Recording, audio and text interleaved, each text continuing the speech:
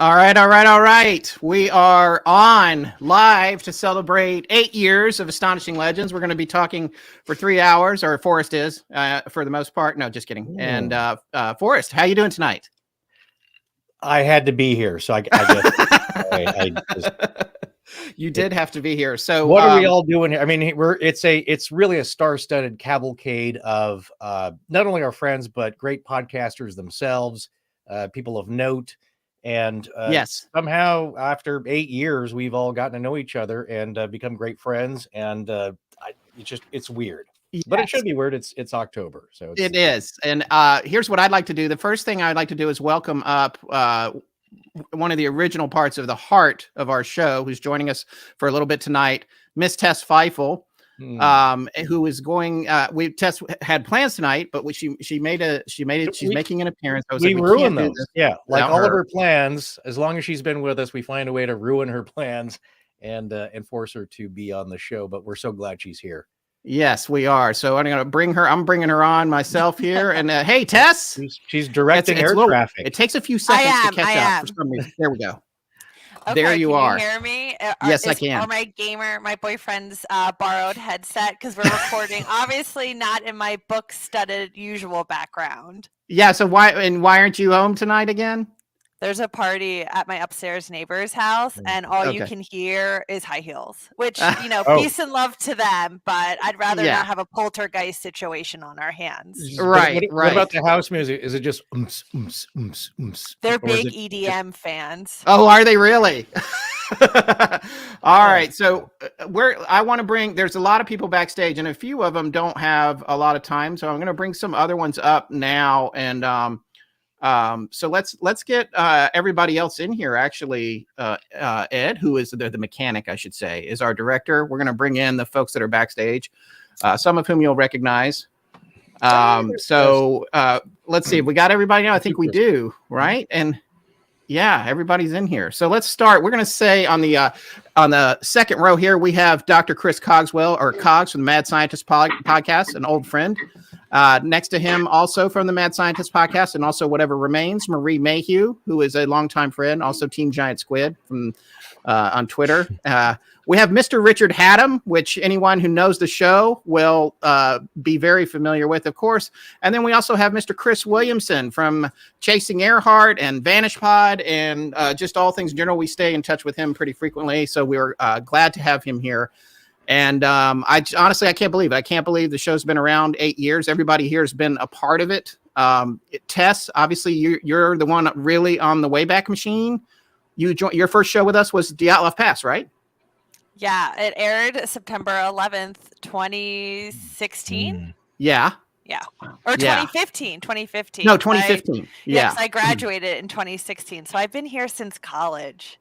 Oh my God. It's amazing. It's amazing. So, and you've told this story before, but how long did it take for me to get back to you when you started emailing us about helping us out? Well, that first show was in September, and I messaged you in May 2015. And then I heard back a month and a half later about doing something for the Shakespeare show. The Shakespeare didn't write Shakespeare, which obviously not true. Shakespeare definitely wrote Shakespeare. I still stand by that.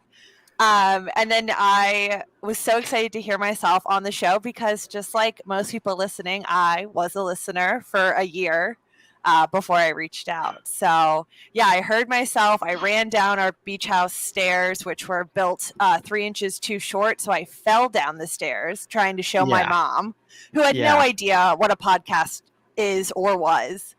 And then after that show, I think it was another month before I was invited to come on as an intern. Well, it's just amazing. And now to this day, you're our only official employee. Everyone else we work with is freelance. So you're the only reason we have payroll. So, and I think we're supposed to have special kinds of insurance. Unionized, Trish. Unionized. My dad is my accountant, so he was thrilled when I was put on the payroll and we could stop filing as freelancers. That's great.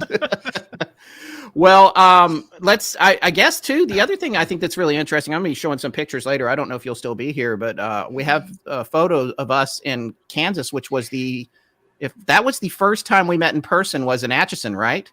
Yeah, that was the first time any of us had met. So before then, I had to explain to my parents why I was just constantly talking to these two strangers on the internet, who now, Teresa and John, love you both, obviously.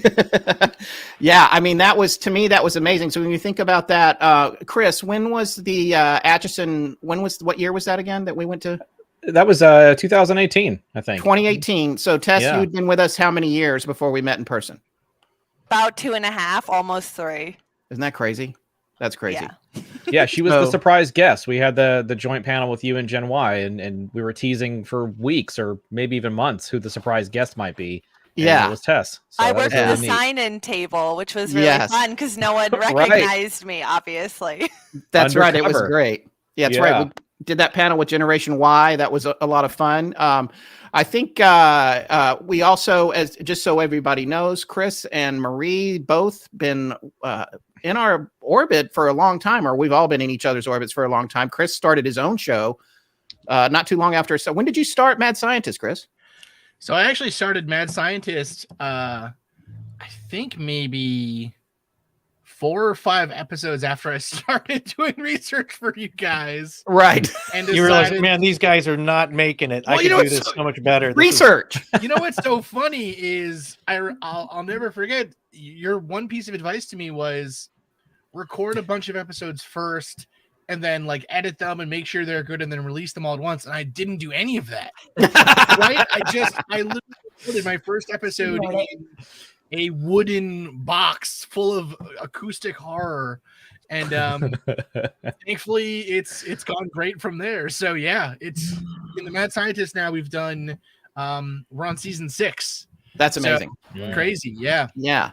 And so Marie, you're on with Chris too, right? And you have your own show.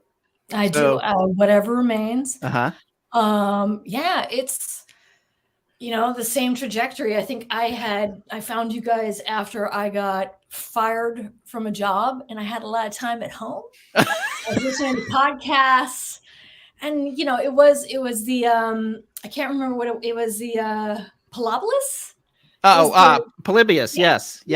Right. And I heard you guys talking for like 45 minutes about rasterized images. I was like, who are these guys? I'm hitch my wagon to that star. No, I was fascinated just because it immediately I recognized kind of kindred spirits and people that just love talking about this stuff. Yep. And it was just so much fun. And then from there I got to meet Chris, who again, like I would have never have come into contact with, and is now one of my dearest friends, and started my own stuff and just really fostered a love of research, which basically has just been awesome. And Tess, it is fabulous to see you. I feel like I haven't seen you in a million years, and I can't believe you were in college when this first started. So it's like 6 years, y'all. Yeah, it's been a long time. And you and Marie's show, you were just tapped to be on, what was it, 48 Hours? Was it 48 hours? Yeah, it's pretty amazing. Yeah, which is it's a lot of fun. It was a little stressful. It's a lot of fun. Still taking. And what was that topic about when you were on there? That was about, and that's about the Circleville letter writer. Which is still what I'm working on and researching. Unlike you guys, I'm a little bit more of a snail's pace, but still with it and am enjoying it. And it was a lot of fun to be on. I don't really want to, television doesn't seem like something I would want to venture into too much more often. But it's not fun. Rich, have you been on network? Have you made a network television appearance, or personally where I'm on screen? Where you're on screen blabbing, not just the DVD extras. I'm talking about being on prime time. No. I don't think. Oh, well, this wasn't on network, but do you guys remember a show called Face Off? That was it was like a makeup competition show. Oh yeah. Is that still on? I don't think it is, but I was a judge on Face Off when I was working on Grimm, and they did sort of a grim themed episode. And so I got to do that, but I think that's the last time I was on camera until tonight. Yeah. Well, Rich, man, it's just been great getting to know you, and we've talked about that over the history of the show too. Like when and you've told that story on the air a few times about hearing us referring to you on this podcast and being like, wait, what is happening? And then the other thing that was unusual about that was that you and Forrest had almost crossed paths in college. So there was, I guess it was meant to be. Really, I think so. And that was back when we were all in Los Angeles. So like we were texting one week and then we were sitting down to dinner the next week. Like we got to meet in person almost. In fact, we met in person long before I was ever on the show. Yeah, that's right. Well, you came back. I think the first time you came by was, I can't remember that first episode, but it was pizza and dirty martinis, and that was, I think that was so the beautiful. First time you were on. Yeah. I don't know if did we go out to dinner before that to meet up? I'm not sure. We did. We had dinner. I went back. I looked. We had dinner. Well, I began stalking you in February of 2017, and I thought I was stalking you, and then this stalker got stalked. Because as I was stalking you, you sort of, it's like in those movies where the person's in one building looking like through a telescope into a window at a person who then looks straight up at them, and you're like, no! That's how it felt. Because suddenly then you were talking about me, and I'm like, oh shit, they must know I'm here.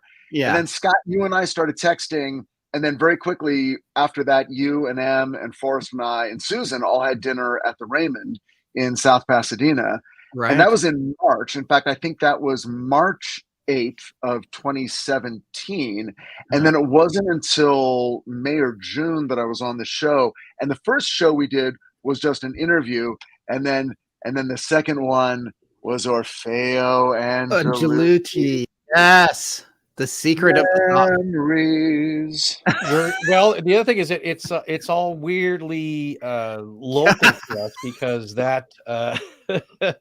Yes, it's the entire collection. Yes, Orfeo's is kind of in our neighborhood. It's more so mine, but right, yeah. Connection, and Rich doesn't know this yet, but there's something in the works. Let's say for. Maybe another kind of adventure like that. So that's Orfeo-esque local adventure. Yeah, stay tuned. It's not. It's going to be a surprise, but it'll be one that I think people will like. Maybe sometime in November we'll get that going. But Rich has been, he's a font of knowledge and books, and talk about stalking. He left very generous gift baskets for Christmas. Yes. At our places. Surreptitiously, and it was a little frightening. It's like when Marie got found out at the Starbucks in the East Bay, and it's like, how do you know me? And because the barista had heard you on the show, right? They recognized my name off of the card because that's even creepier. My ID, and I was like, "Here's my ID," and it was the Pete's in it was Pete's. I should have known that this was one of your fans because he has on his apron just buttons everywhere with Flair. Flair. And he was like, Marie Mayhew, and he was like, I know that. And he was reading up. He's like, do you do anything with Astonishing Legends? And I was like, holy shit. But I mean, that is my only, that's my, that 12 of the 15 minutes was that. Yeah, right? That was it right there. Yeah, pretty much. Okay, so 48 hours was like the other 3.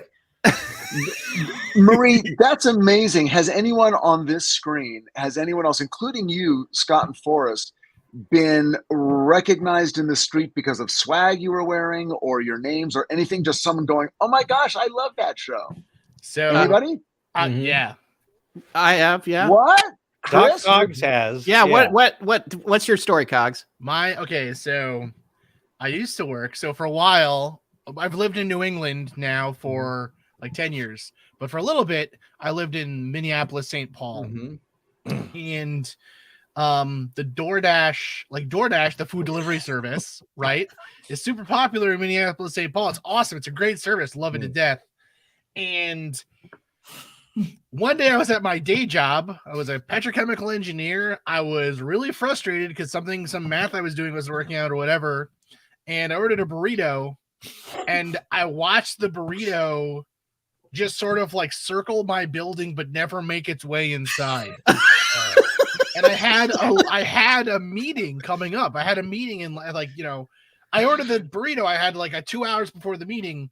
By the time I'm watching this burrito go, I'm like, I only got like 10 minutes before this meeting. There's no way I'm getting. First off, this burrito is disgusting now, and it's just mush. I'm not getting this thing, whatever. So finally, I canceled. Causes cogs, I feel, is the impetus for the story. Oh God, I'm feeling it right now. It's so upsetting. Right? I was so upset, and so I like a big baby called DoorDash after the meeting and was like, I'd like to get like a refund or something. Like, I really wanted this burrito, you guys. You know what I mean? Yeah. And the person who heard my call from DoorDash, the person who was doing the stuff, was like, wait, are you Chris Cogswell from the Mad Scientist podcast? And I seriously was like, well, great. So there goes a listener, right? And if you like us, please send us a 5-star review. It was so bad. And I ended up sending stickers to his office. I was like, I'm so sorry, dude. And I think I got my refund, and I've never been mean to DoorDash ever again. That's why we don't do it. I think it should have worked the other way. I think they should have been Mr. Cogswell. We're so sorry. We had no idea. It was you. Yeah. Oh, we'll send 5 burritos. We'll send a burrito every week. We love your show so much. That should have earned you so many burritos.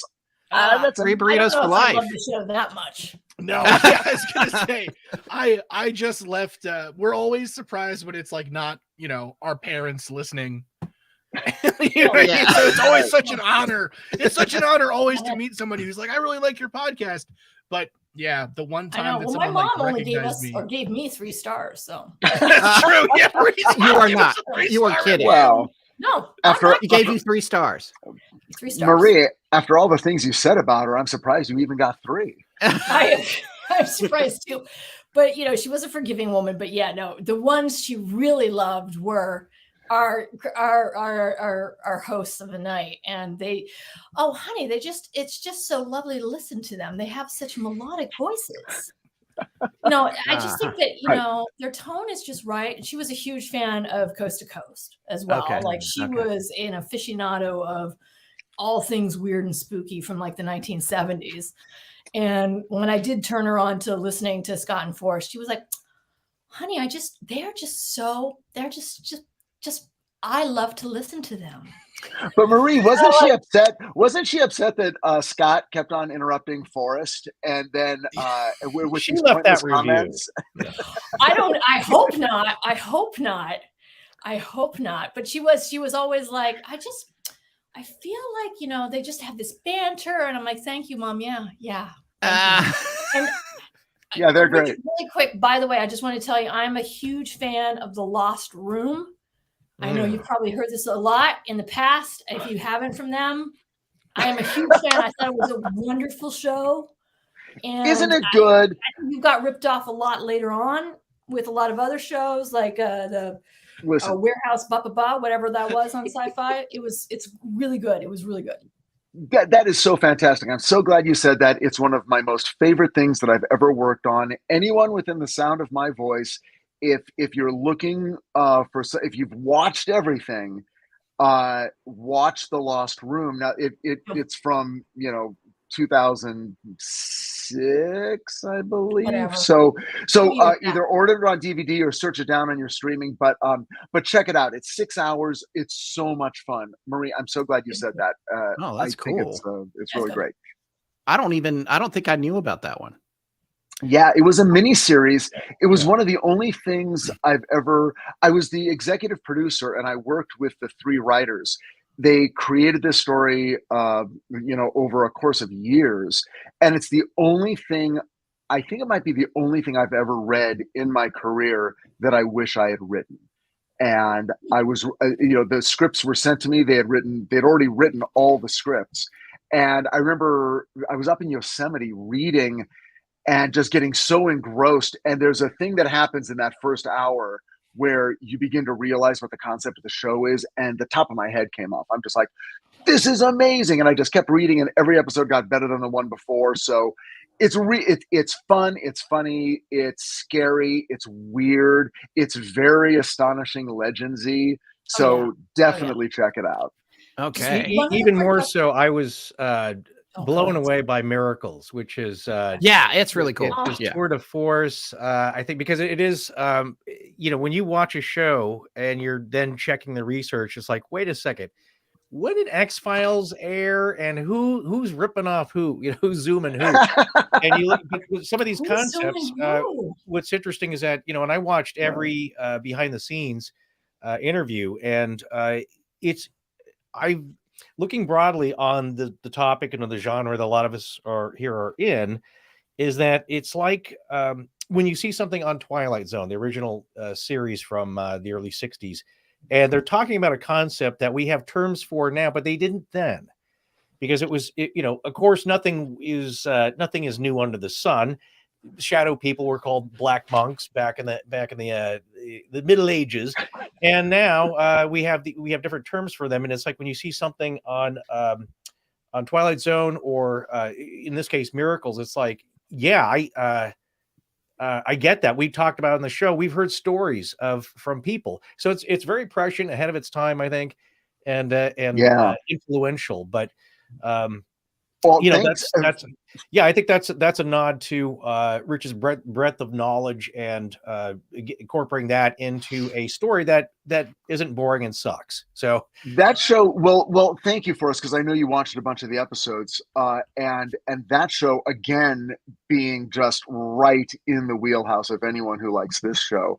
But what was great about it was that was a network show that was ABC, and we were doing weird stuff, and they let us do it. And I was always like pushing as far as I could to see what I could get away with. And I would have characters, in dialogue, talking about Konstantin Raudova's, book Breakthrough about electronic communication. I have his record. I have that record. Yeah. Well, I brought Talking to the Dead, I brought my first edition. I brought it on set, and I gave it to the actor, and I said, "This is actually his book, and I want you to hold it up as you're talking about it."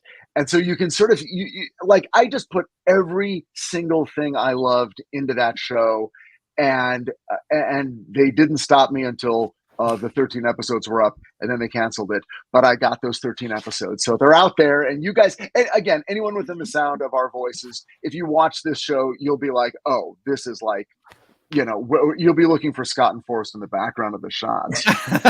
It is true. It's true. Hopefully it really is. If you do, let us know. Well, and Rich, you can't stay long tonight, right? You have plans tonight, or you got to go before too long? I do. As I was telling you, I'm out here in Los Angeles where it's only about 6:30, and I realized that the people I made plans with tonight made our dinner reservations for 7:30, and I'm like, "What are we in Europe? What am I?" That's fine, but what am I going to do for dinner? And what are you? And right now, you're still on Titans, working on Titans. Yeah. We just finished filming season 4. Season 4 is going to premiere in like 3.5 weeks. Like we're on in November. I'm not sure of the exact date. I think it's the first week of November, but we're on HBO Max, so check it out. But yeah, so that's where I'll be. But anyway, guys, it was so great to say hi to all of you and to see you guys and to celebrate with you, even though I honestly believe the show didn't really start until, I don't know, like I said, sometime around May, June 2017. Some kind of special happened. But anyway, going on your show literally changed my life. It opened up this whole world of people I met, and just the being able to come and talk to you guys about the stuff that I'm interested in, the stuff that you're interested in. It was like the friends that I wanted when I was in grade school, walking around with my little UFO and Bigfoot books. and I never realized it was going to take me, another half century to really meet my soulmates. But thank God I met you guys. It's made my life so great, and I've had so many fun times because of you. So thank you. Well, thank you for being such a good friend and coming on all the time, and also recommending the best books. You're the best book recommender there is for the show. Scattered hold them up. Of the smiles we left behind. Secret of the Saucers, Orfeo Angelucci, and The Siren Call of Hungry Ghosts. Good stuff. There's a few more. All right, well, we'll do more. Okay, have a great night, you guys. Okay, we'll see you later. Thanks for coming by. Bye, Rich. Bye. I just want to point out, somebody I thought and still have hope for of being some kind of media television movie producer, and that's Chris Williamson, who actually produced a podcast episode with like half of the people you're seeing here now, and it just weirdly we noticed. I don't know. Mr. Williamson that notices, but there's a lot of synchronicity, a lot of synchromysticism, whatever you want to call it, when we do an episode, and you'll see a reference to it somewhere else, totally unrelated, but it just happens to be a strange coincidence. So I believe it was like one of our great listeners, Dr. Stephen Taysom, was on Twitter and saying, like, Forrest, wasn't there a show that you did that had something to do with there was a bunch of different characters, and it had something to do with Sleepy Hollow, and the guy's sister, I think, told him about it, and I said, oh yeah, that was Chris. Was that 2 years ago now? How long ago was Oh, yeah, probably a little longer than that. Yeah, we were doing Earhart. We were in the middle of wrapping up what is now season 1 of Vanished, and we took a break toward the end of that season to split to do Sleepy Hollow. We were so, I don't want to say burned out, but we were so up to our eyeballs in Earhart that we needed a little bit of a break. And so Jen, that's really Jen Taylor's, doing. That was her credit. She brought the idea, and we just did it. And it was just a fun, sort of cheesy, take and spin on kind of what we do for the show all the time. And yeah, you were on it. I mean, we had a lot of people. Chris, you were on it. We had, Lainey Hobbs on it. We had Javier Leyva on it.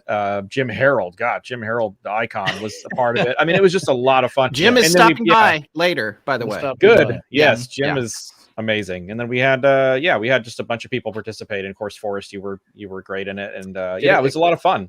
Yeah, did a character. I'm trying to think. Oh, Adam from Graveyard Tales, one of our other. Adam narrated. Yeah, so we tried to make it like a, they're coming by too, by the way. Awesome, tonight. awesome. Yeah. So that's if anybody well, that's the thing. Scott and I are always amazed. It's like the way that Chris gets it together, and one, he's just like there's some kind of psychic pull, and combined with being a bulldog about it.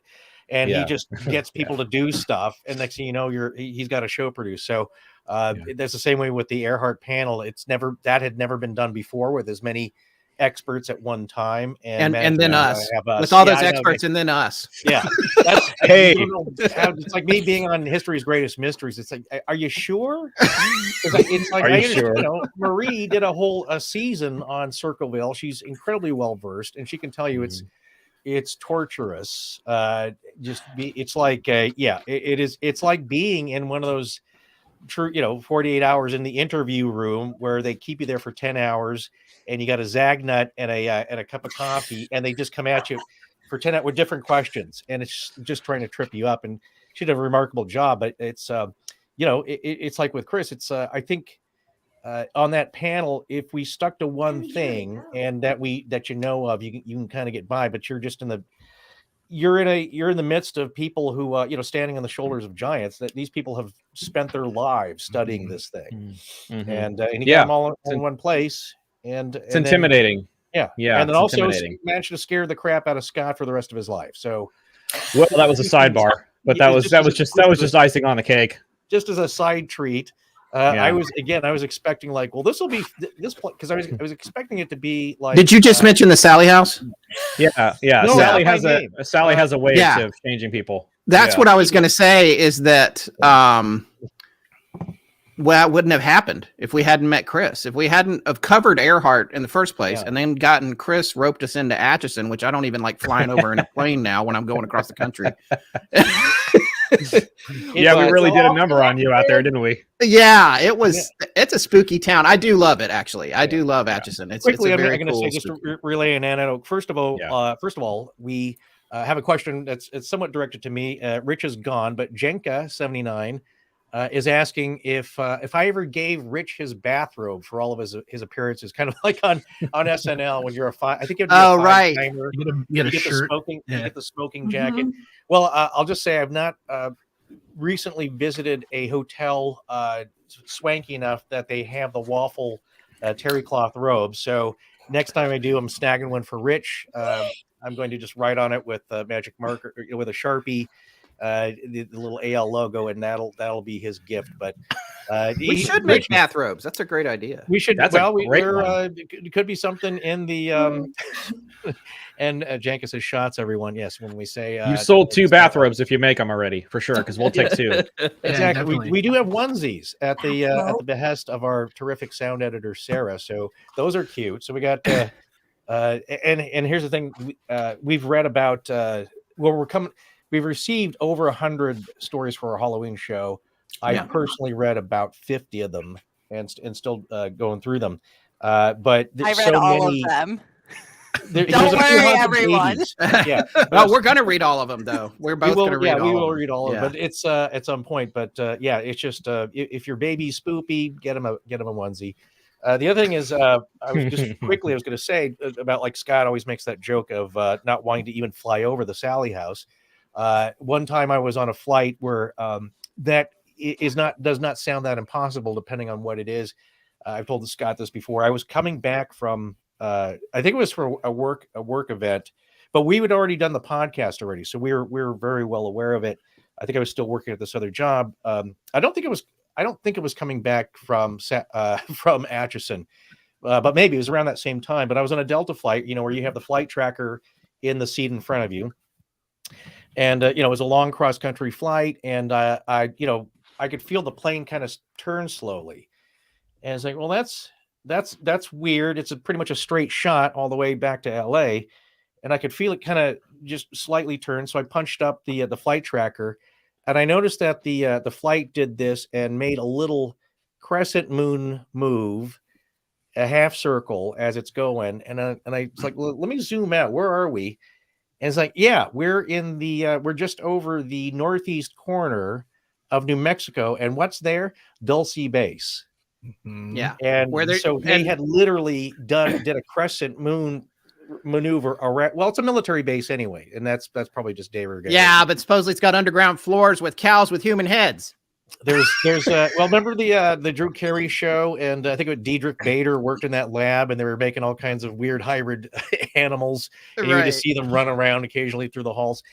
Maybe it's like that. People have seen lights coming in and out of the mountain, but I just noticed it's like you may not think anything's going on there, but certainly whatever military air traffic control rules are going, commercial flights do go around it. So there you go, Scott. Were there orbs? I didn't see anything outside the window. I'm still I always a key pro tip for all of our fans out there as well as us, because it's not going to happen to me. It's certainly happened to a lot of folks. Practice with your camera and get ready to run some video. And that's what I always do. I always have it with me. Get ready to hit the video button and record, because you never know. And also, if you're afraid of that kind of crap, always have a camera ready, because the phenomenon is so shy. It's like it's better than garlic or walnuts or anything else got to prevent that stuff. It's not going to happen on camera, because then you'd make $1 million on TikTok. So the funny thing too for people in the chat here, this is a little bit of inside baseball, I guess. We all have like a running chat with each other where every time something scary happens to one of us, we're like, guys, what do you think about this? Oh my God, I think this happened. So like anytime, so Marie, we found once, we did an episode where we talked about a painting that freaked me out when I was a kid so badly. Yeah. And I was describing it to Marie. We were going to do an episode on haunted paintings and all this other great stuff. We're like, oh, this is going to be so cool, whatever. And so Marie decided, like, well, I'm going to go out and try to find a scary painting that maybe will be kind of scary for the show. We'll give it away to a listener or whatever. Well, Jen Taylor owns it now. Yes, Jen Taylor now owns that painting. Yeah. But she was at an antique store and she found the painting from when I was a kid. Oh, and immediately the first thing we did was texted Scott and Forrest, like, oh That's my God! It's so scary. That happens all the time. It looks kind of scary. And yeah. She was like, what do you think about this one? And I was like, Marie, I'm calling my mom right now to go it's to my mom's house. painting! Get a picture of that painting. It's not a keen crying eye kid. It's not something that's very popular that you would expect. No. The rainy street in Paris. It's not. It's so random and weird. That's what's freaky. It's like I've never seen that before, and the fact that that's what I was talking about earlier. Is that weird connections will happen? It's like, yeah, obviously it's a coincidence, but how weird of a coincidence is it? How likely is that? Going to happen? And we have a little show and tell saved up for us for later. So Marie, did you have that painting handy to? Okay, all right. Because also because you can present too in this format, you can digitally add the mechanic will pop that on screen. I think right for. I know what it's hanging on my wall. Oh, okay. All right. So I'm just gonna take myself. I'm gonna just wrestle with the painting. You don't need to see that. Oh. I'll wrestle with the painting and bring it right back. Okay. Yeah, and then I do have some photos that I'm going to share here in a little bit. That are quickly though. I was going to ask Tess, do you have any haunted objects? You did. I did. One point where you were worried about some things. Oh my God! Oh wait, it breaks when somebody comes in and out. I got this painting. Can you make her full screen, Mr. Mechanic? Super cheap. On eBay. I bought it because it reminds me of the house that was described in the horror book, The Elementals. Okay. Oh, no. I just think it's a pretty creepy painting. I mean, it's very, very well done. Incredibly creepy. Yeah, I'm with you on that. Is. Wait, is that house is at the beach, isn't it? Is the ocean in the background? Yeah, ocean background. Yeah. And if you've read The Elementals, I can't remember who wrote it, but it is almost exactly that house. Yeah. It of course it calls to, with the ocean there, it calls to a Stephen King Maine rundown Victorian home setting. Jerusalem's Lot. This could be the lot. Yeah. Oh yeah, Salem's Lot. Yeah. Yeah. So that's the one though that had haunted cogs when you were a kid. Was it? No. So here, the one I'm a purveyor of multiple haunted items. That one we actually ended up the one that spooked cogs. Here, hold on. I can show you a photo of it if you guys want. Hold on. Yeah. Okay. I'm gonna take mine off. Yeah, hold on. I'll present my screen. Yep. All right. This. Okay. So here's. Oh, now you're doing a present. Nice. Look at you doing your own present. Dude, I'm good. Yeah. So okay. So here's the thing. This doesn't look that scary, this painting, right? Right. Now, it is in my uncle's back room. So this is the couch, the horrible couch I used to sleep on when I would visit my uncle's house as a kid. And in the room, so in this room, there's a room, and then there's my cousin's bedroom in the back, and then it goes out into a hallway. And when I was a kid, I used to have really vivid, I still have pretty vivid nightmares and dreams and whatever. But one of the dreams I used to have in that room all the time was I'd be laying on the bed, or I'd be laying on this couch rather, and like a white thing would come chasing me down the hallway, right? So the room, like the best way I can describe it would be like almost like a bird, but like white and flowy. It was really freaked me out really bad. And this painting was always in the room, and for some reason, it always just kind of gave me bad vibes. This room was always weird, whatever. And so, my cousin, whose room this room was next to, listens to the show, and we started talking about haunted paintings. And I mentioned there was this scary painting, or this painting that always gave me a bad vibe in my uncle's house. I don't really know why, whatever. And my cousin called me and was like, when I was a kid, I used to be freaked out that there was a ghost or something in that room. It scared me to death. Like he was really afraid of that room always. And we later found out from my uncle that a guy who lived upstairs in the apartment above that house, in the room above this room, had died from an overdose. And so, like, I found that out, and I was like, that's pretty weird. And then I tell Marie about this scary painting, and I don't even really describe it. I'm just like, it's kind of a winter scene. It's a little weird, whatever. And she goes to a junk teak store in California where she's at and finds the painting and is like, this is weird. Is this the one?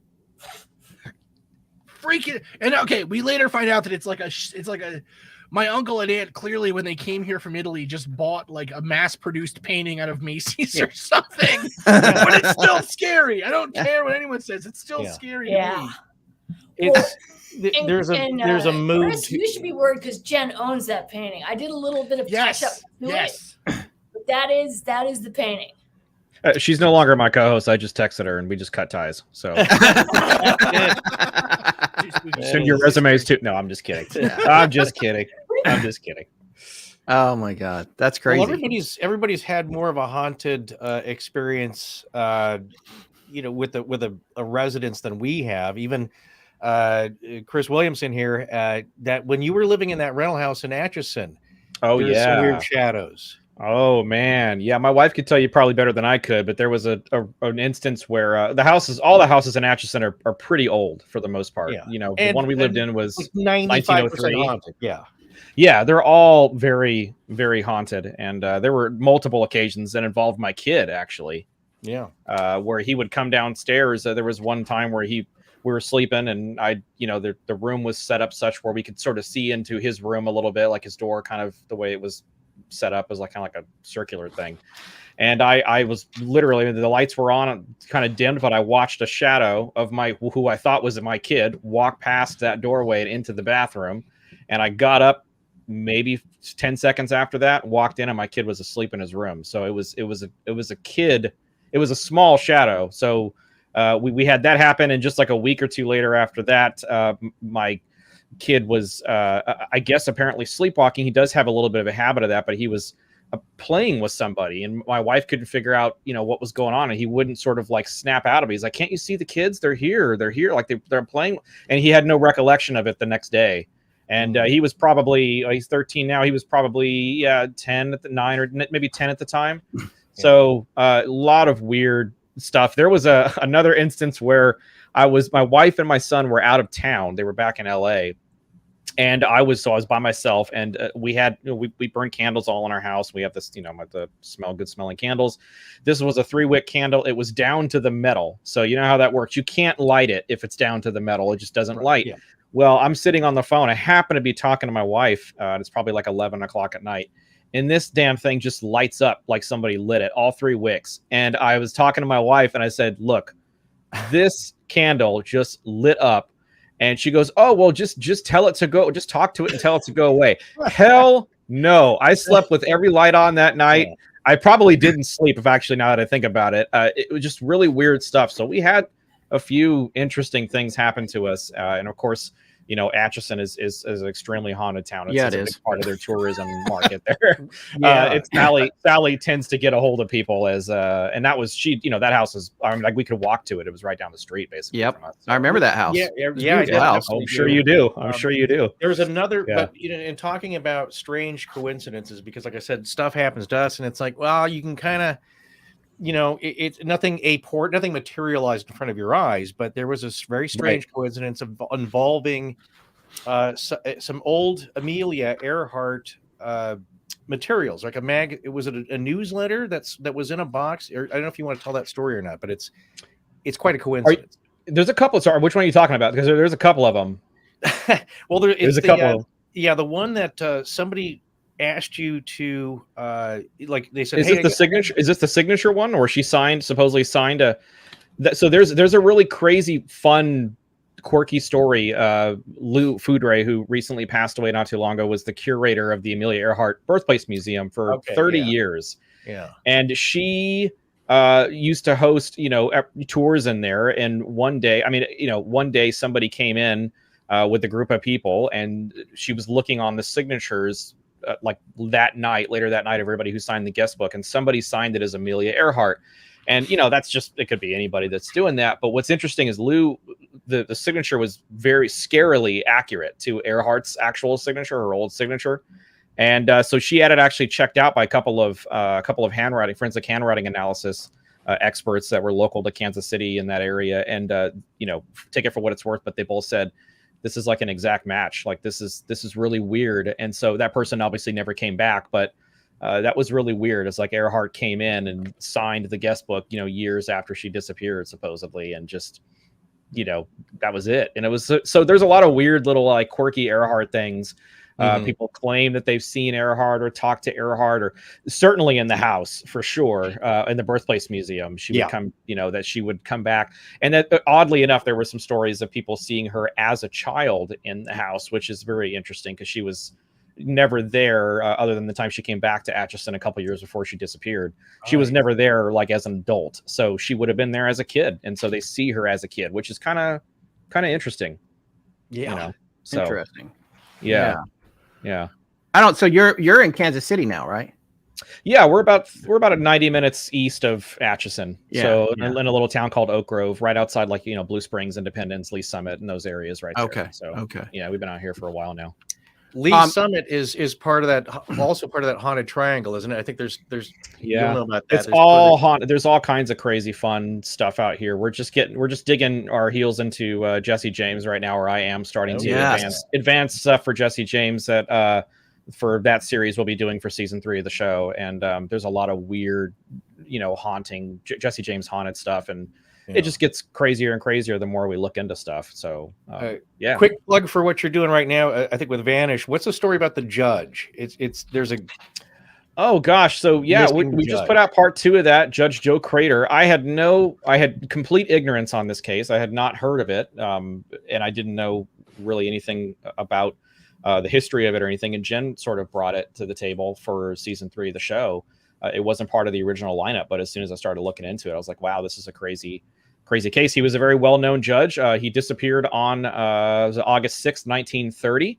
And oddly enough, he was declared dead in absentia in 39, same year Earhart was. So that seemed to be a pretty popular year for being declared dead in absentia. So basically, he was this, depending on who you talk to, he was sort of this judge that had some nefarious. He liked to kind of play outside of his 9 to 5. He was nefarious with women, and he was into all kinds of seedy stuff, and maybe took some money, maybe purchased a judgeship potentially, depending on who you talk to. But basically he just disappears one day. He just walks out right before he's supposed to start work and actually work on the bench and appear at his regular position. And he walks out of this steakhouse in the middle of New York City, potentially steps into a cab, and is never seen again. And nobody knows what happened to him. And at one point he was referred to as the missingest man in New York.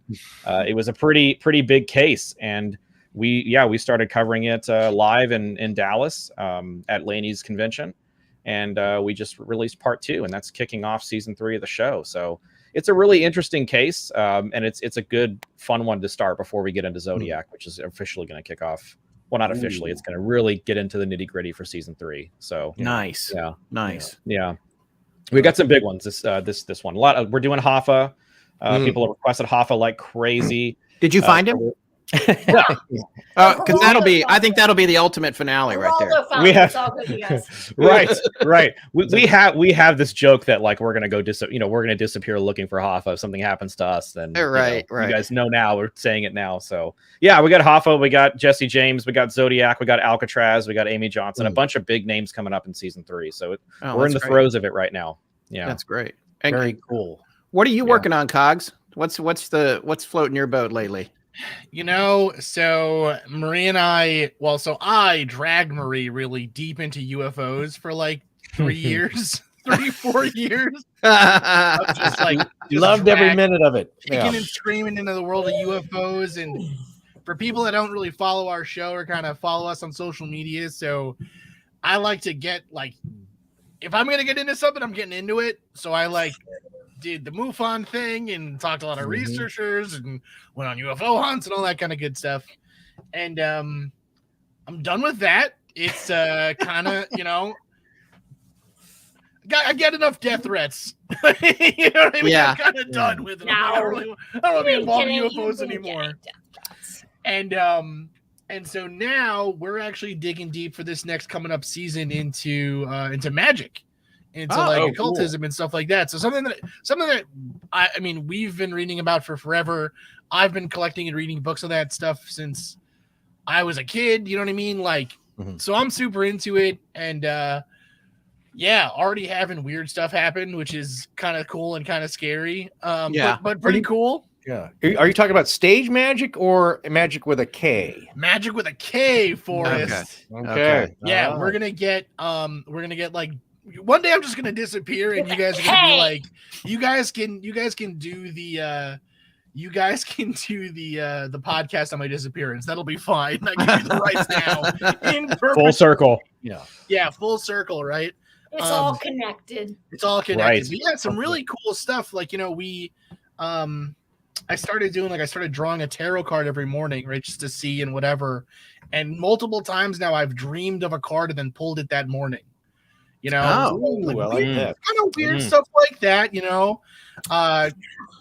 told Marie I kind of scared myself one night and I was like, what the heck? Kind of cool stuff going on, but we'll see what happens. It's good times. Yeah. And, so you should talk to you got to talk to Tess, because I think she had a weird weird candle experience, and I told you, like, you got to watch out for that Spencer's gift stuff. It's just Bed Bath and Beyond, and you're Tess, don't read the card that comes with it.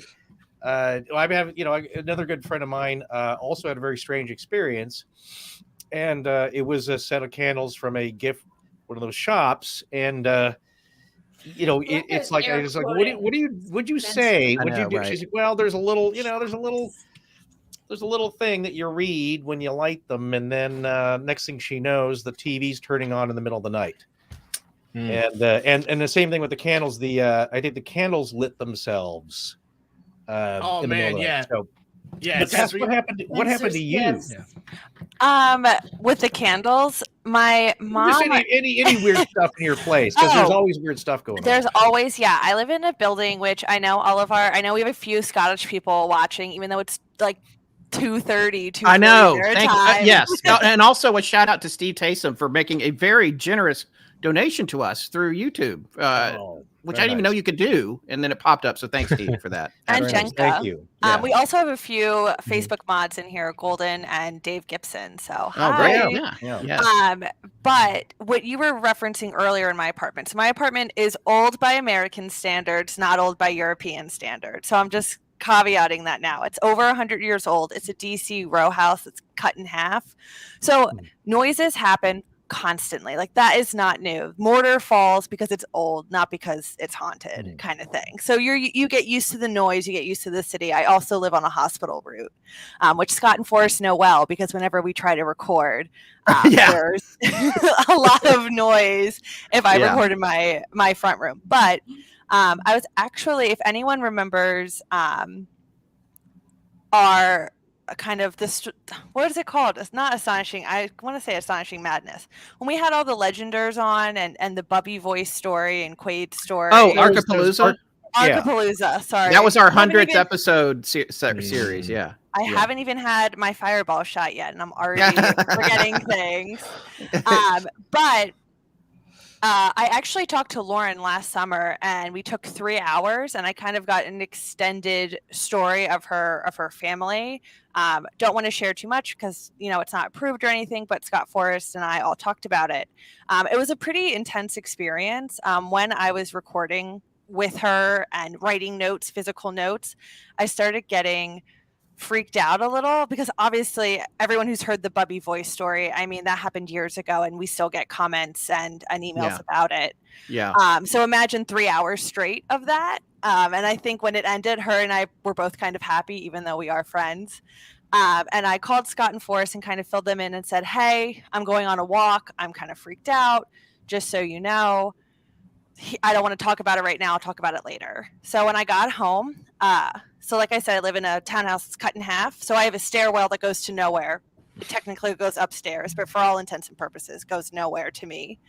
And for 3 days straight, I heard footsteps running up and down the staircase, and which I've never heard. I checked everything. I checked my fridge. I checked my electric. I had a friend over for a little while and they heard it. And actually I got in touch with one of our listeners, Michael, and he gave me some good tips on house cleansing and a custom witch wash, which is basically a way to mop your floors to cleanse your house with kind of concentrated ingredients, and like you kind of think about cleansing and do a lot. You also have to dump out the water at a crossroads, which luckily I live in a crossroads. So I did go out at like 1:30 a.m. on like a Tuesday night to dump the water just in case. And after I did all that, hid bay leaves in my corners of my apartment, washed all the windows, did everything.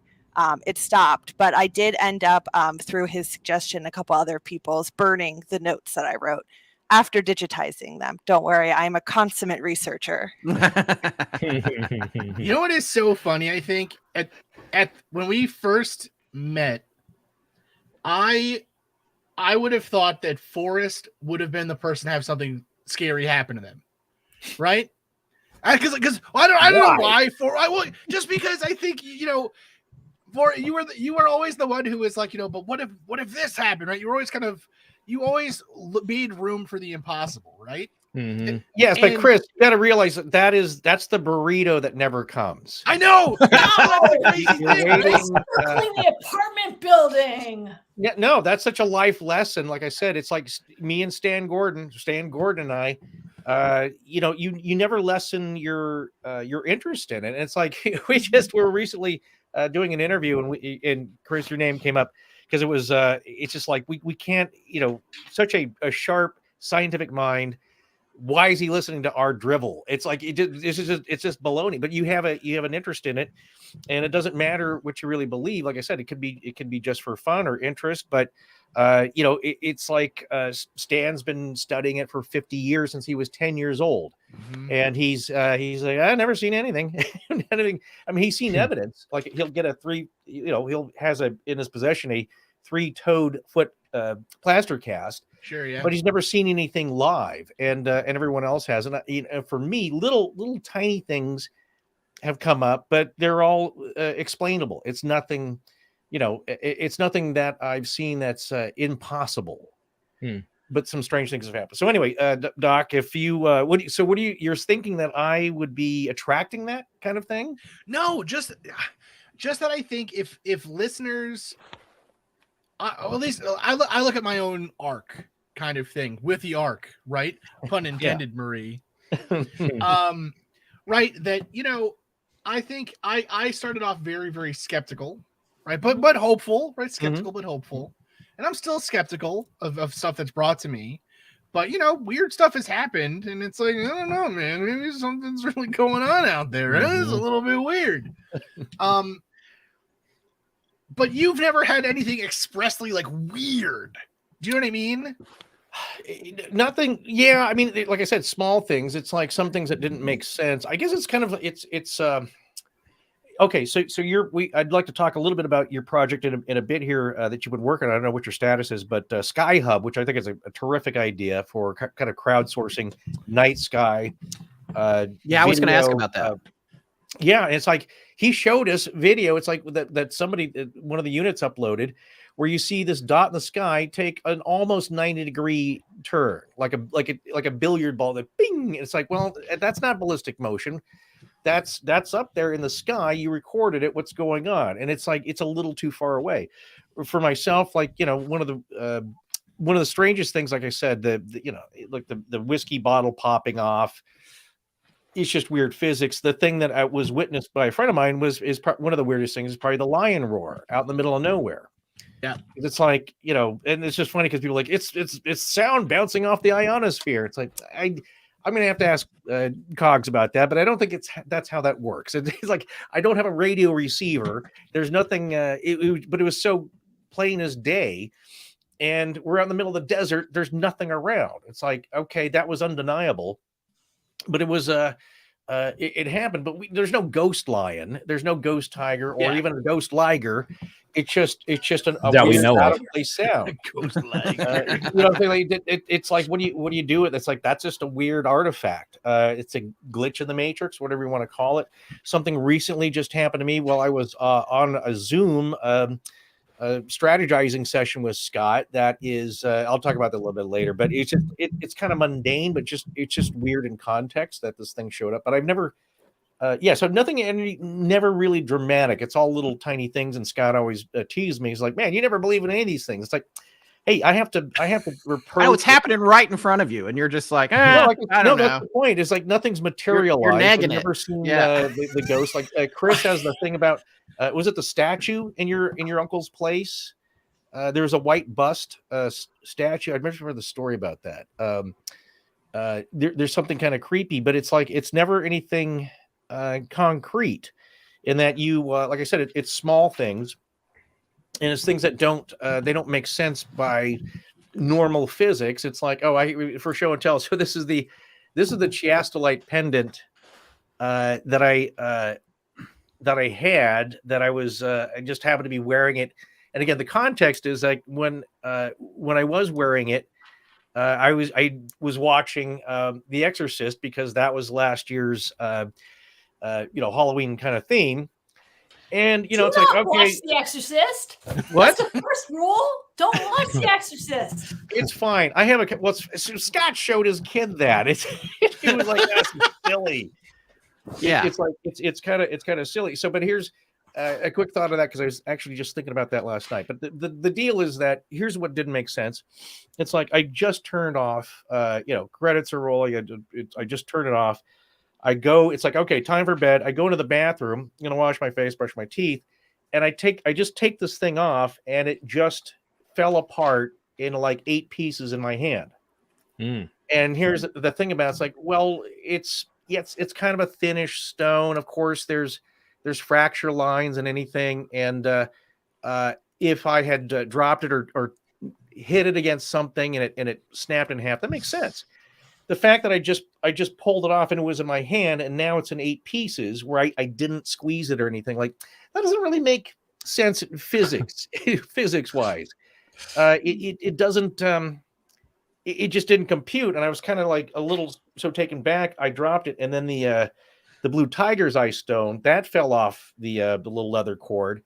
And that hit the bathroom floor, and that snapped in half. Like, okay, now that makes sense. That's what I originally thought right there. Like, okay, it hit the tile floor from 3 feet up. Of course, that makes sense. But like, why is this other thing that's actually got a cross in it just fall apart? And my thing is like, and then does it have anything to do with watching The Exorcist? Is that just like, I'm not the devil, but I got a joke to play on you? It's just it sounds to me. I'm around anyway. It was just weird. But my thought I think before the one we thing that introduce. Oh, sorry. Go ahead. No, I was going to say the one thing that I have to take away, but I think that is weird that I would chalk up to some type of divine providence or whatever, or some type of is that that I found you guys, and I shouldn't. Again, like I would have never come in contact with any of you had I not expressed an interest in this weird podcast, right? This weird little thing there was like, this kindred spirits that I was like, hey, these guys, these weirdos are talking about the same thing that I love. Mm-hmm. And I think that to me, if I never see any kind of machinations from the other side, that to me is worth more. Like, Marie, did you just say that the real paranormal experiences were the friends we made along the way? I can't believe that's how you sum it up, but it's true, you guys. Well, it's true. Yeah. Speaking, I got to stop everyone for a second. Speaking of friends we've made along the way, we have 2 more here that we're going to bring in. Okay. We're going to bring in James A. Willis and Jordan Bonaparte from the Nighttime Podcast. There might be a little bit of a break here. Okay. So, guys, thank you so much for joining us. It's so good to see you, both of you. I haven't talked to either one of you. None of us have in a long time. Yes. Yeah. It's great to see you all. Wow. I got the OG Astonishing That's Legends right. shirt. Well, I guess one thing is I'd like to say about James Willis too is he's got great stories, and he's also one of the staunchest skeptics, I think, in paranormal investigation, which is what I love about his point of view. Hopeful skeptic, though. Yes, hopeful skeptic, I think, but in a good way. You come at everything with a very measured approach. Which so I always like catching up with you, and Jordan we've been friends with him a long time. He's got his own very big show. He lives up in Nova Scotia, just a stone's throw from Oak Island, right? Mm-hmm. So Sin City, they call it. Yeah. And just went through a hurricane. How was Hurricane Ian for you when it passed through up there? We had Fiona, like Ian's little sister, I guess. Okay. It was pretty nasty, but where I was, it was mostly just really heavy wind. But some parts of Nova Scotia, specifically Newfoundland, they had the storm surge where the ocean swells, and there were several deaths. I think 4 people died, all people living near the coast that had their homes swallowed by the ocean. But for me, it was fortunately just a couple days without power and a ton of twigs all over my yard. Okay. Well, that's it. Definitely. Glad you're all right. It gave me right. Yeah, it gave me some time to listen to your Number Station episode twice, though. Okay. I'm great into Number Station, so when you did that podcast, I was like, yes, finally. Yeah. Well, I just real quick, I want to ask you guys some questions about what you're up to now, but I think Chris, Doc Cogs, and Marie are going to be signing off. I want to thank you all so much for joining us tonight. We really appreciate it. Thanks for coming. Guys, you guys. An honor. We wouldn't happy 8th. Happy 8th. We wouldn't even be a podcast without you guys. Ditto. We love everyone on this call so much. We're so happy to be part of this weird group of friends. He says. Yeah. Except I mean it. Come on, Marie. Well, thank you guys for all the support and for coming by. I really appreciate it. Absolutely. Love you guys. Have a great night, everybody. Enjoy the rest of the show. Okay. Thanks. So let's see. Well, let's start with you. Well, James, what's up with you? What are you doing these days? Hard to say. I've started my sort of annual strange and spooky fall tour. So I think this year it runs from 2 weeks ago through the middle of December. So I've just been kind of crisscrossing the state, frightening people with, evidence and giving presentations on that. Yeah. Just had my latest book, Southern Ohio Legends and Lore, came out, which is cool. I'm kind of proud of because it's got probably about 20 years of research into a creature called the Loveland Frog. Yeah. Which is my favorite all-time cryptid. Yeah. As well as the Oxford Rider, which is a headless motorcycle ghost that I've been chasing after and have actually seen his light for many years. So, really? Yeah. Wow. Okay. So where does he show up? He shows up in Oxford, Ohio, a stretch of road. It's kind of where Oxford Milford Road and Earhart Road bump up into each other. And the legend, which I can't substantiate any of it. None of it is true. But long story short is that a teenage girl lived with her parents at one end, right at the curve of the road. And looking down further on Oxford Milford Road, it gets kind of hilly, and a teenage boy lived there, and he rode a motorcycle, and the boy and girl wanted to date, and they didn't want the girl's parents didn't want them dating. So they devised this secret way that they could communicate with each other. The girl would wait for the parents to fall asleep, and then she would flash the porch light 3 times. So urban legend warning right there.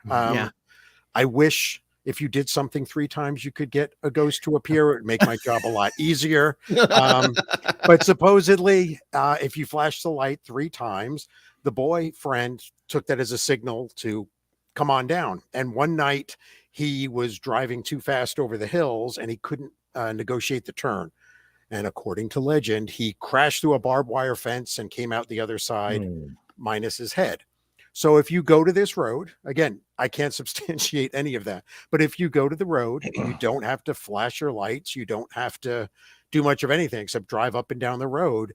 A white headlight looking object will come towards you in the opposite lane of traffic. And right before it reaches you, it disappears. Really? And you've seen it. I've seen it. It's always, when I show it during my presentations, it always sort of brings the house down, as it were, because it's not one of those where if you close one eye and squint the other, you might see something. The light is actually on camera for about 20 seconds. Wow. And a lot of people will say, no, it's actually, it's nothing more than an optical illusion caused by, they call it the barn light, because on that side of the road, there is a barn quite close to the road. It's about 2 stories up in the air, and there is a light on it. But in the videos that I have, you see the barn light and the ghost light. You can actually see this light giving off its own light and causing like a reflection on the road in front of it. It's clearly coming towards you.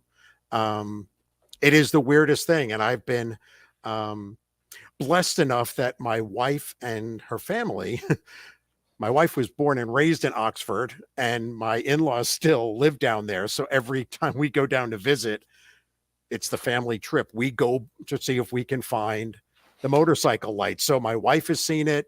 My daughter has seen it. My in-laws have seen it. We've been, for years, we would go there in broad daylight if it was raining, because we're like, if it's a car, it'll have its headlights on, so we'd be able to see it. And it doesn't work. We've tracked different weather conditions other than it having to be at night. That's the only thing that seems to trigger it. And I've never been able to figure out an explanation for it. Wow. You know, what's interesting about that, and I've talked about this on our show before, and I don't know if you've heard of it, but here in North Carolina, and it's not there anymore, so it doesn't get mentioned as much, there's a thing called the Mako light. Yes. And yes. Yeah. So then that was supposedly a headless cabooseman who was leaning out and a train was coming the other way, took his head off. And so he's supposedly like out there with the lantern, swinging it, looking for his head. And I never saw it, but my grandfather, who's passed away many years now, but he said he saw it multiple times when he was younger, because he grew up not too far from where it was. And then what I've heard locally in North Carolina is that they eventually took the train tracks up. They were disused for a long time anyway, but when they took the tracks up, people stopped seeing it. But you would see it in the woods coming, and even after the tracks had gotten overgrown with like trees coming up through them, people were still seeing it. And then when the tracks went away, it was gone. So yeah, interesting. Yeah, I was able to trace it. I don't know why, but Ohio per capita has more headless motorcycle ghosts than any other state that I'm aware of. But I was able to trace the Oxford story back to Elmore, Ohio, which is on the other side of the state. And there is a very similar story. The big difference is that you're only supposed to go there on the night where the crash supposedly took place. And I believe it was March 21st. I've been out there on March 21st, and the same thing, you're supposed to flash your light. So I always like to tell the story that, yep, I've been out there and I flashed the lights 3 times, and then I look behind me, and what did I see? A whole bunch of other cars behind me all flashing their lights. You know, there's never been any confirmed sightings that I know of. It did appear in a Ohio historical journal. It was actually the folklore division published that story. And I think that's because it was passed around through all the Ohio universities, one of which was in Oxford, Miami University. And I think that's where the story shifted down into Oxford. But the interesting thing is, I don't know anybody who's got any evidence, if you will, from Elmore, but you can get it down in Oxford, even though none of the story is true. I mean, I've looked it up. The closest I found was there was a gentleman who died while riding a motorcycle, maybe 3 roads over, but it was in broad daylight, and it actually came after the story was in place. So it's the weirdest thing. Jim, do you know if it would possibly be the inspiration for one of the Coal Shack, the Night Stalkers episodes of the you see of the headless see, I love that episode, and I actually have a t-shirt with where they were actually showing the previews. It was in the old TV guide that made up of that guy. There you go. Specifically for tonight. Love it. Yeah. I don't know. It is the weirdest thing there that I don't know why it ended up in Oxford, other than somebody heard the Elmore story and perhaps grew up in Elmore hearing it, went down to Oxford, and then people said, you go out to this road and you see this weird light. And they said, oh, that's like the headless motorcycle ghost in Elmore. That's the only way that I can figure out that the two sort of joined each other. Wow. Well, I want to check out your new book. You want to come on the show and talk about it here soon? Sure, I'd love to. Yeah, that'd be great. It's interesting to me too, and of course, my other favorite story of yours is the Creeper story, which you've told on our show already, which is amazing. By the way, folks, we'll point people to it if you want to check it out. Have you been back to Waverly lately? I went back with Forrest, and oddly enough, you were not there, Scott. That's right. You were not there. Yeah, that's right. I remember that trip. Yes. And have not been back since. I hear there's some weird rumblings going on as to something going on at Waverly Hills that I don't really understand it, but like the political ownership thing. Well, it's the Historical Society, and trying to they're wrestling with Tina and Charlie Mattingly for control or ownership, and they've been putting all the money. Yeah, so it's a little bit of a real estate fight, and of course, it's always has to do with money. But our good friend that were there with Jill and Roger at the time were they'd recently gone back. Really, Jill did with our friend John Killian. So they had their own group, and that was just a few months ago, or maybe six or more months ago. And so as Jill reported again, and Megan was there, that they're still doing a lot of improvements. There's a lot of things that have changed. It looks great. They're just still putting a lot of hard work in. But that was, the year that we were there. And this is what I was talking about before Jim and Jordan had come on, about my embarrassing lack of paranormal experiences that I can attest to, not even seeing any lights. But like I said, that it's so the things that were kind of odd that did happen are just there's not enough meat on the bone to say what it was, and that involves Jim. It's like the weirdest thing I may have seen that happened right in front of him as I was looking at him. I don't know what to make. And that was at the time we were, as Scott was saying, we were trying to recreate the appearance of the Creeper. And as it took place, it was fourth floor, I think, Jim, where you stand in one spot in a particular part of the hall, and it is that wing-shaped hallway. So we're just past that. I may be 30 feet further down the hall, 20 feet with the multi-spectrum camera, video camera pointed at him. And we stood there, and he just has all you can see is just his headlamp going, and just kind of looking down as he did before when it happened. That we probably there for like 15 minutes, I think, and nothing really happened. And as you do there, it's like fishing, I always say. So you try another spot in the place, and maybe you'll get more bites there. And as it's like, okay, as they're wrapping up, and I think we could also tell maybe some people are, I think even Jim said, I think people are coming down the hall, because there was about 3 other groups of 4 or 5 people each. There's about 20 people, I think, total that were with our group. And it was kind of the 4 or 5 of us. So along with Jim's wife, Steph, who was just down the hall. And I think somebody commented, I think it was just like, hey, are there people coming? Like, yeah, we should kind of wrap this up, because of course, that kind of you don't want any noises or anything being able to be attributed to other visitors. So it's like, okay, wrapping it up. We're gonna pick it up, move it down the hall or go to another floor. And just as I turned off the camera, and I think Jim had said, I think there's other people coming. Are there people coming? And I look up, and a guy, I would say probably looked like he was in his 30s, mid 30s, or even late 20s, just crosses right in front of him. And he goes right into one of the patient rooms. And there's no doors on these rooms. He just goes right in. And I just kind of like, yeah, there's people coming down the hall already. Like, yeah, some people are already here. They're crossing.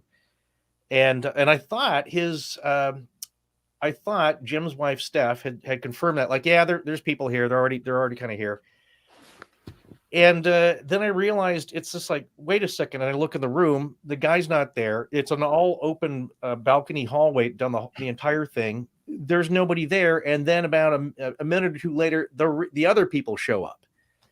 And it's not like, well, then who was that guy? Because it's not like, he's not dressed as a doctor or the spooky homeless person with the dog or any of the other things that you kind of hear that are resonant there in different places.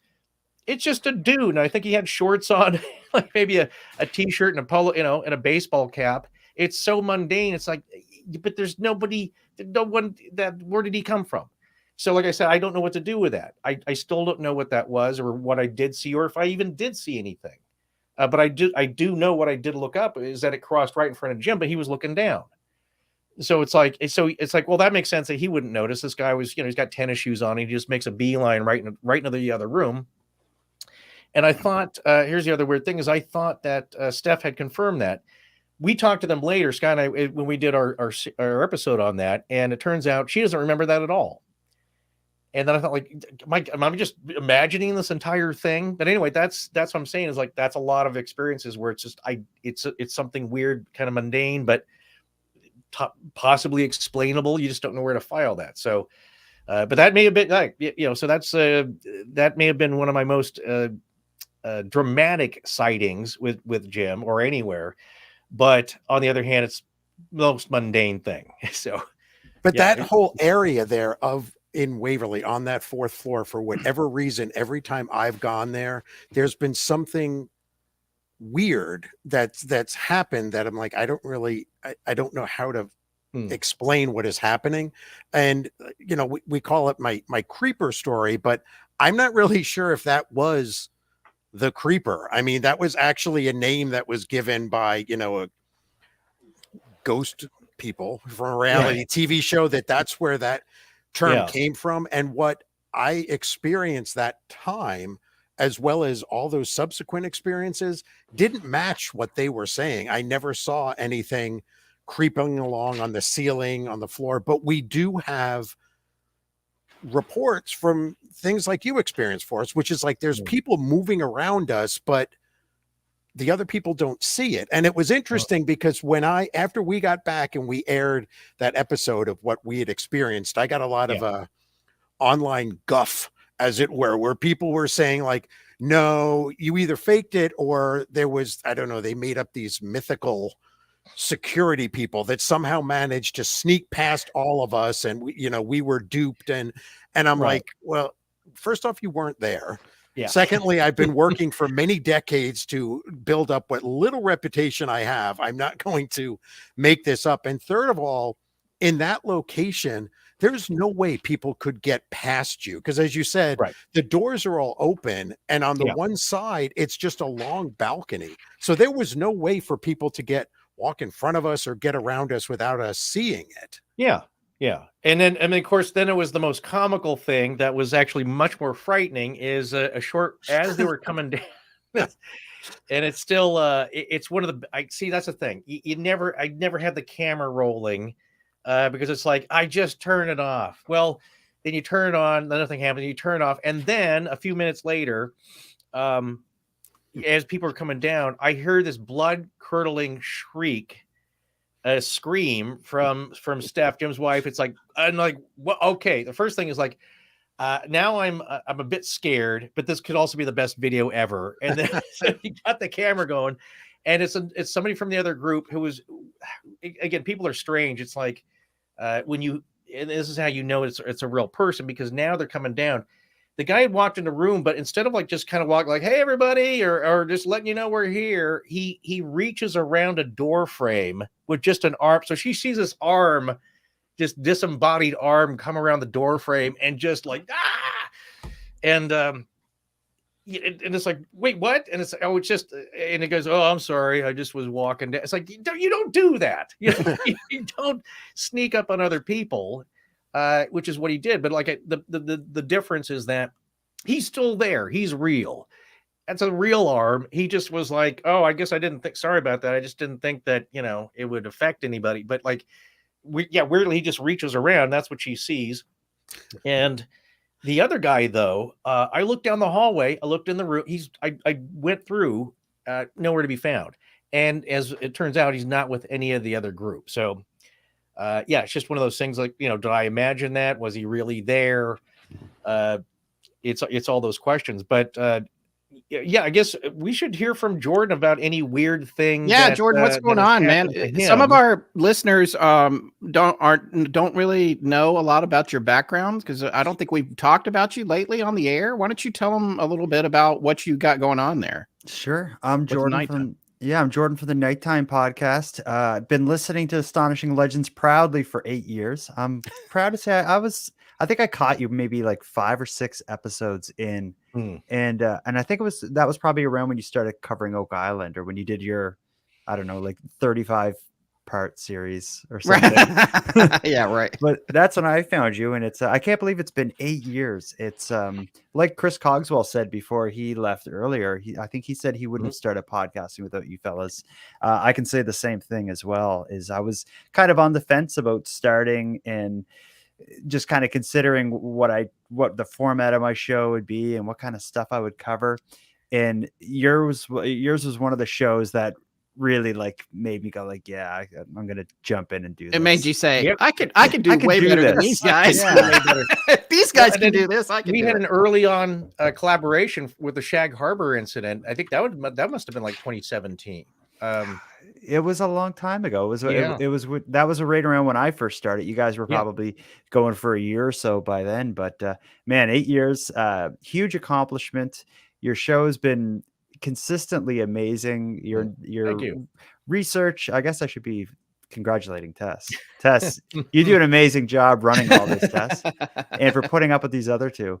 Yeah, but, it's been amazing. But as far as my show, it's Nighttime covers some of the kind of similar stuff that you would get into, is weird legends and stories and paranormal events. But I think I delve more into the darker stuff than you do. Specifically, I'll do true crime kind of stuff on occasions. Yeah, your latest episodes or series has to do with a pretty chilling serial killer, I believe, in the area, right? Is it tell us a little bit about that? Well, I got a few things on the go, and really over the last year or so, one thing I've tried to do is move my show more towards like a live recording, covering live events and broadcasting it live at the same time. So for the lighter stuff, what I do is a weekly series that I call Keep Canada Weird, where I take kind of the weirdest offbeat news stories from the past week, and myself and a co-host just kind of, break them down. And there's always something weird and interesting happening in Canada that most people don't know about. The most recent topic that I guess has got a lot of people talking in Canada that I featured on that series, and this is a controversial one, but just let me lay it out here and you'll get a sense of what I mean. Is at a high school in Oakville, Ontario, the woodshop teacher, who last year taught as a male, during the summer transitioned genders and returned to school this year teaching as a female, which is great and fine that people are able to do that, and that Canada has laws to protect them in people's rights to do things like that. But what makes this situation unique is that a part of this teacher's gender expression is very, very large prosthetic breasts that they wear while teaching woodshop. And that has led to a lot of discussions about what is acceptable as far as dress in a school. There's been protests outside the school. And although it's a complicated topic, I saw a picture on Reddit of this person. Actually. Yeah, and I saw the pictures too, and I thought, no, this is that's Photoshop. This isn't real. But then that's what I thought. I thought it was some made up thing that people were. I didn't even give it a second thought. Actually, a lot of people did. But then when the school board issued a release addressing it, people thought, oh, that's not a Photoshop. That's real. So. Right. I've been talking about that situation quite a bit on Keep Canada Weird, but the other thing, and I will tell you, it's an uncomfortable thing to get into as a straight male to talk about it. But the fact of the matter is, it's an important subject, and it's interesting, and it's one of those things where everybody has a differing opinion on it. So it can be a minefield, but that's been interesting. You're on radio too as well, right? Yeah, yeah. Episodes of my show are like reformatted and broadcast on radio across Canada. Like I think simulcast. I don't know what it's called. Yeah, I don't have anything to do with it. I just make the podcast and they do that. Yeah. But what Forrest is talking about is not so much a serial killer, but here in Canada in 2020, right at the beginning of the pandemic, a denturist in Nova Scotia had, not a lot of people had known this, but he had been buying and restoring decommissioned police cars. So he would buy them, like, when a car is not good for use anymore, they'll sell it at clearance or whatever, with all the equipment removed.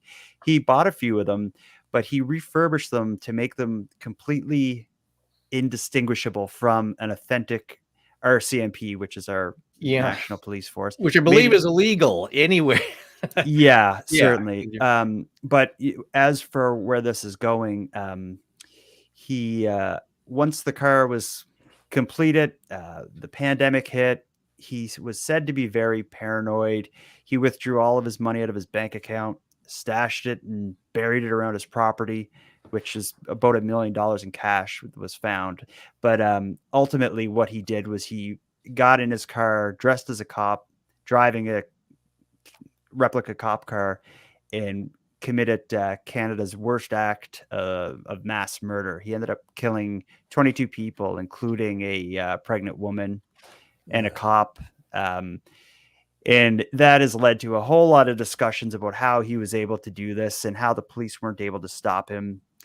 It led to a lot of discussions about how police communicate with Canadians during an emergency situation, because it led a lot to be desired as far as how they handled it. And I think a lot of people in Canada feel that our police have some blood on their hands, at least from ultimately what ended up happening was the police knew that he was dressed as a cop and driving a cop car hours and hours before they told anybody else that. And people were getting killed while they were, deciding how they were going to tell people. So anyway, that's what I've been up to over the last probably year or so, is really like kind of those two threads. But like you all, I often will find weird and unique and unusual stories and flip over rocks and see what's under there. And I learned from the best, from you folks. Well, from Tess, I guess, ultimately.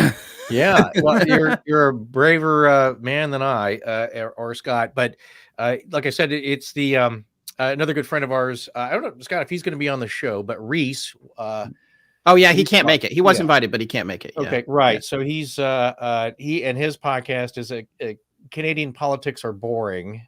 Is boring. But it just shows you how that's your perceptions when you don't know a lot about something are often not correct. So he just points out like things are kind of weird and ridiculous and not boring at all. And that goes for a lot of the strange things that happened. And I just remember this is probably a while ago now, maybe a year and a half, but you shared a clip with us that was a pretty extraordinary aerial phenomenon event. And it was a guy, he was at an apartment building, and he had his phone going, and there's some kind of weird phenomenon or anomaly in the sky, and it's just it's lit up. It doesn't look like anything else.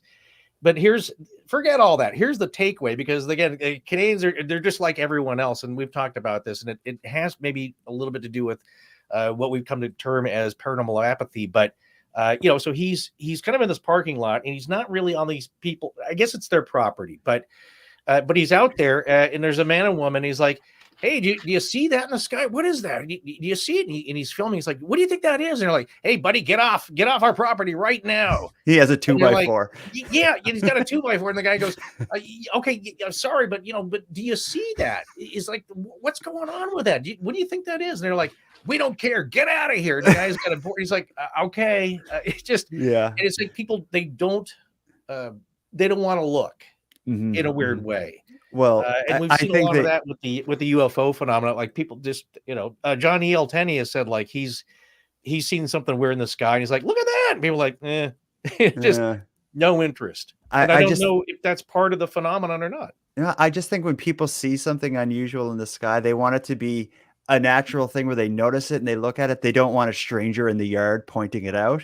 And the clip that you're referring to, the clip you're referring to, it's kind of hard to tell, but no, he is on their balcony. What it is that he was, right, he was a little different, but it's still. a bit different. Oh, that's right. Yeah, he had gone over. He was trespassing. He was driving down the street and saw it, and he pulled over and stopped in the parking lot of an apartment building, and to get towards to get a view from the side of the building that would give him the best view of this object in the sky, he kind of had to get on a shared balcony that several apartments shared. So the man who approached him with the 2x4 as he was reacting to the object in the sky was just one of the residents. Who didn't want a strange guy shouting into his cell phone about a UFO. You can entertain both things. I think it's like, okay, yeah, that's pretty weird. But you have to get off my balcony. But also like the guy, it's just, they were not interested in, neither the man or woman were interested in looking at it really. He's like, yeah, whatever. It could be the most extraordinary thing, but it just shows you how, when it comes down to it, somebody else just remarked about this the other day. Oh, it is one of our interviews Scott and I were doing for this upcoming series, and just about how you could be living in the most haunted place and have your mind blown at the same time. You still got to go to work, go to class. You still got to go shopping for food and get your life on because that's all happening, and that's the world we live in. But you still have your own life. It's just, but what's strange is that we're getting this drip of disclosure in a way, or at least the conversation's now out there in an official and governmental way. In Canada, I think that's your former defense minister, I think, has always been very vocal about his beliefs, and you're just starting to see that now. But there's a lot of people just like, meh, just. Even if they, again, the proverbial, they land on the White House lawn, people are like, I got stuff to do. So that's just human nature. And that's, I think all of us here, as we say, you learn just as much about human nature and how people react to this stuff, whether it's ghosts or a weird phenomenon, as they do with each other. It's just, you just can't, until it really happens to you and it's something you can't deny and it changes your belief structure. Until then, it's really just like, it's fun stories or not, Yeah, here in Canada, it's one thing especially with the UFO phenomenon. One thing that's a clear distinction from Canada to the United States is our government is much more open and transparent about UFO reports and their involvement in the phenomenon. You've mentioned our past defense minister who. Even while in office and after retirement, he was, I guess, a lifelong kind of proponent of disclosure and firm believer of UFOs and the extraterrestrial hypothesis at that. But one thing that's unique in Canada is when for the last probably 15 years or so, the government hasn't been too involved in investigating, but they actually in this unofficial way partnered with a civilian researcher, a guy named Chris Rutkowski, who's actually a university professor in Manitoba.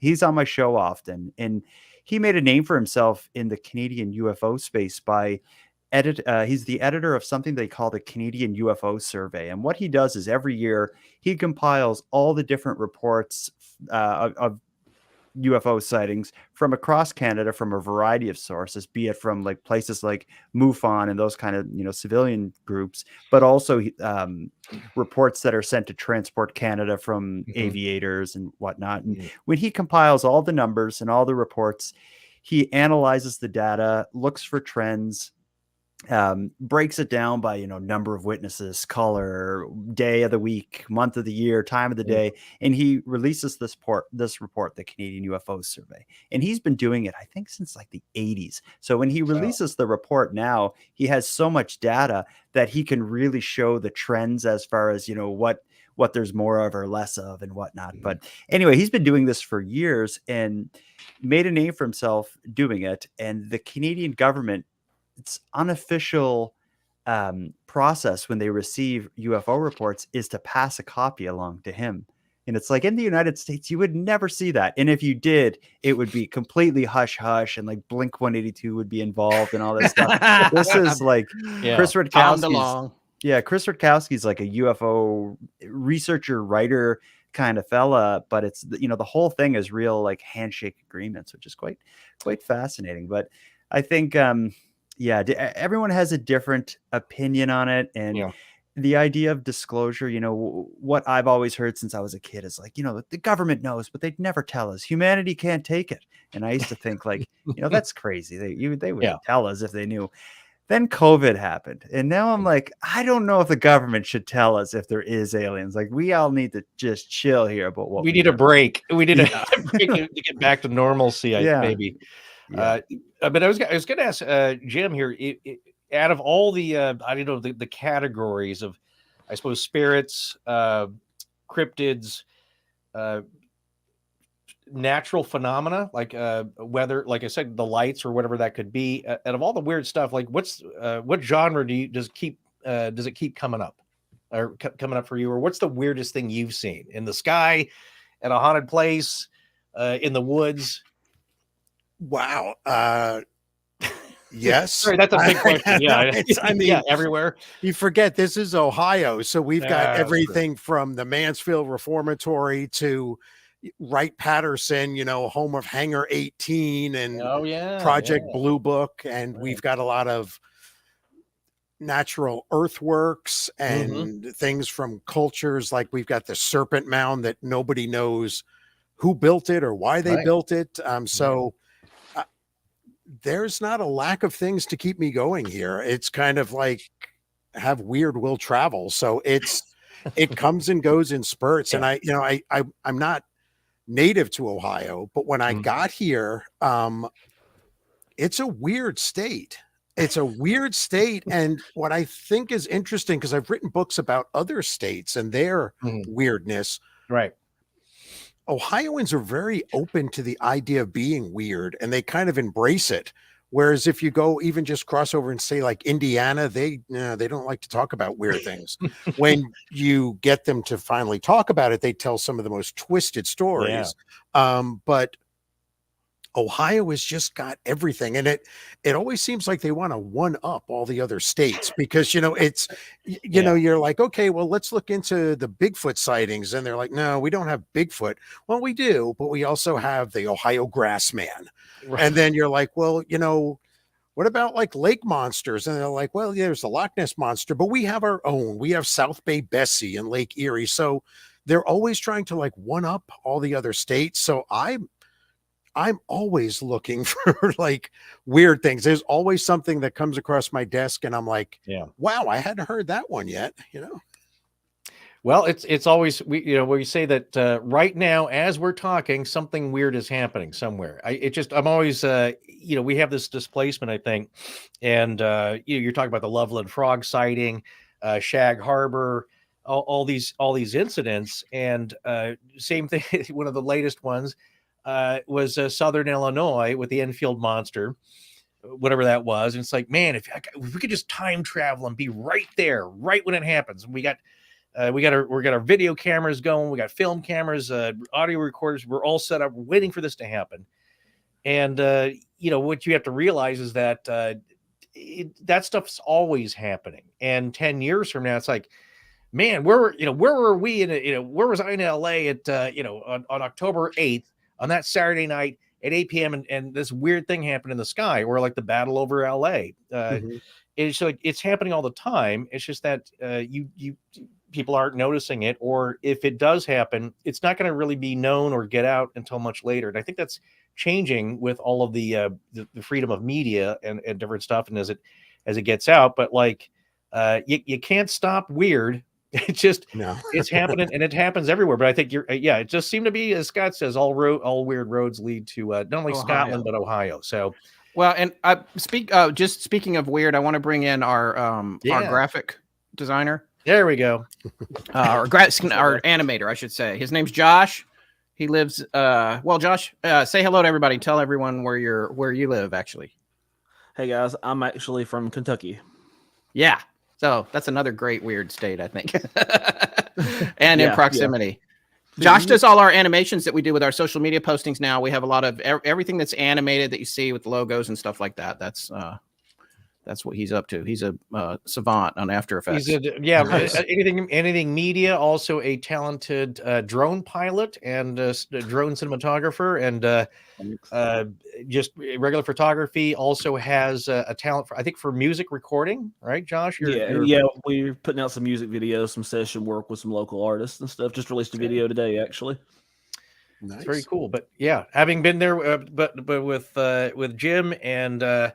This collective, and that's what Marie Mayhew was talking about earlier, is that over these 8 years we've made this network of like minds and great friends, and I've been fortunate to have visited a lot of these places, not only Waverly, but also the Talbot Inn and these great places in Kentucky. And it's not just the weird places; it's great people, it's great food, good bourbon. It's all these great things that make it makes this it makes life a lot more rich for me anyway, personally, that since it's come along, and you value all these people, and they're coming along all the time, but it's also, like I said, depending on your variation of belief, you can look aside to that. It doesn't matter. We can all be hopeful that and optimistic, no matter how skeptical you are, because some weird stuff is going to happen to one of us, and it's going to be pretty dramatic. But Josh, you've had strange encounters, haven't you? Yeah, a couple of them. Just depends on if you want like the alien encounters, or the ghost encounters, as far as that goes. Yes, one in every genre. Yeah, exactly. Yes, the answer is yes. Like, well, where I live at, that's actually a routine place for people to fly training missions for like overseas and stuff. It's very similar terrain to some of the places that are overseas, so they kind of go through the hills and stuff down here. And we get a lot of strange aircraft in the air.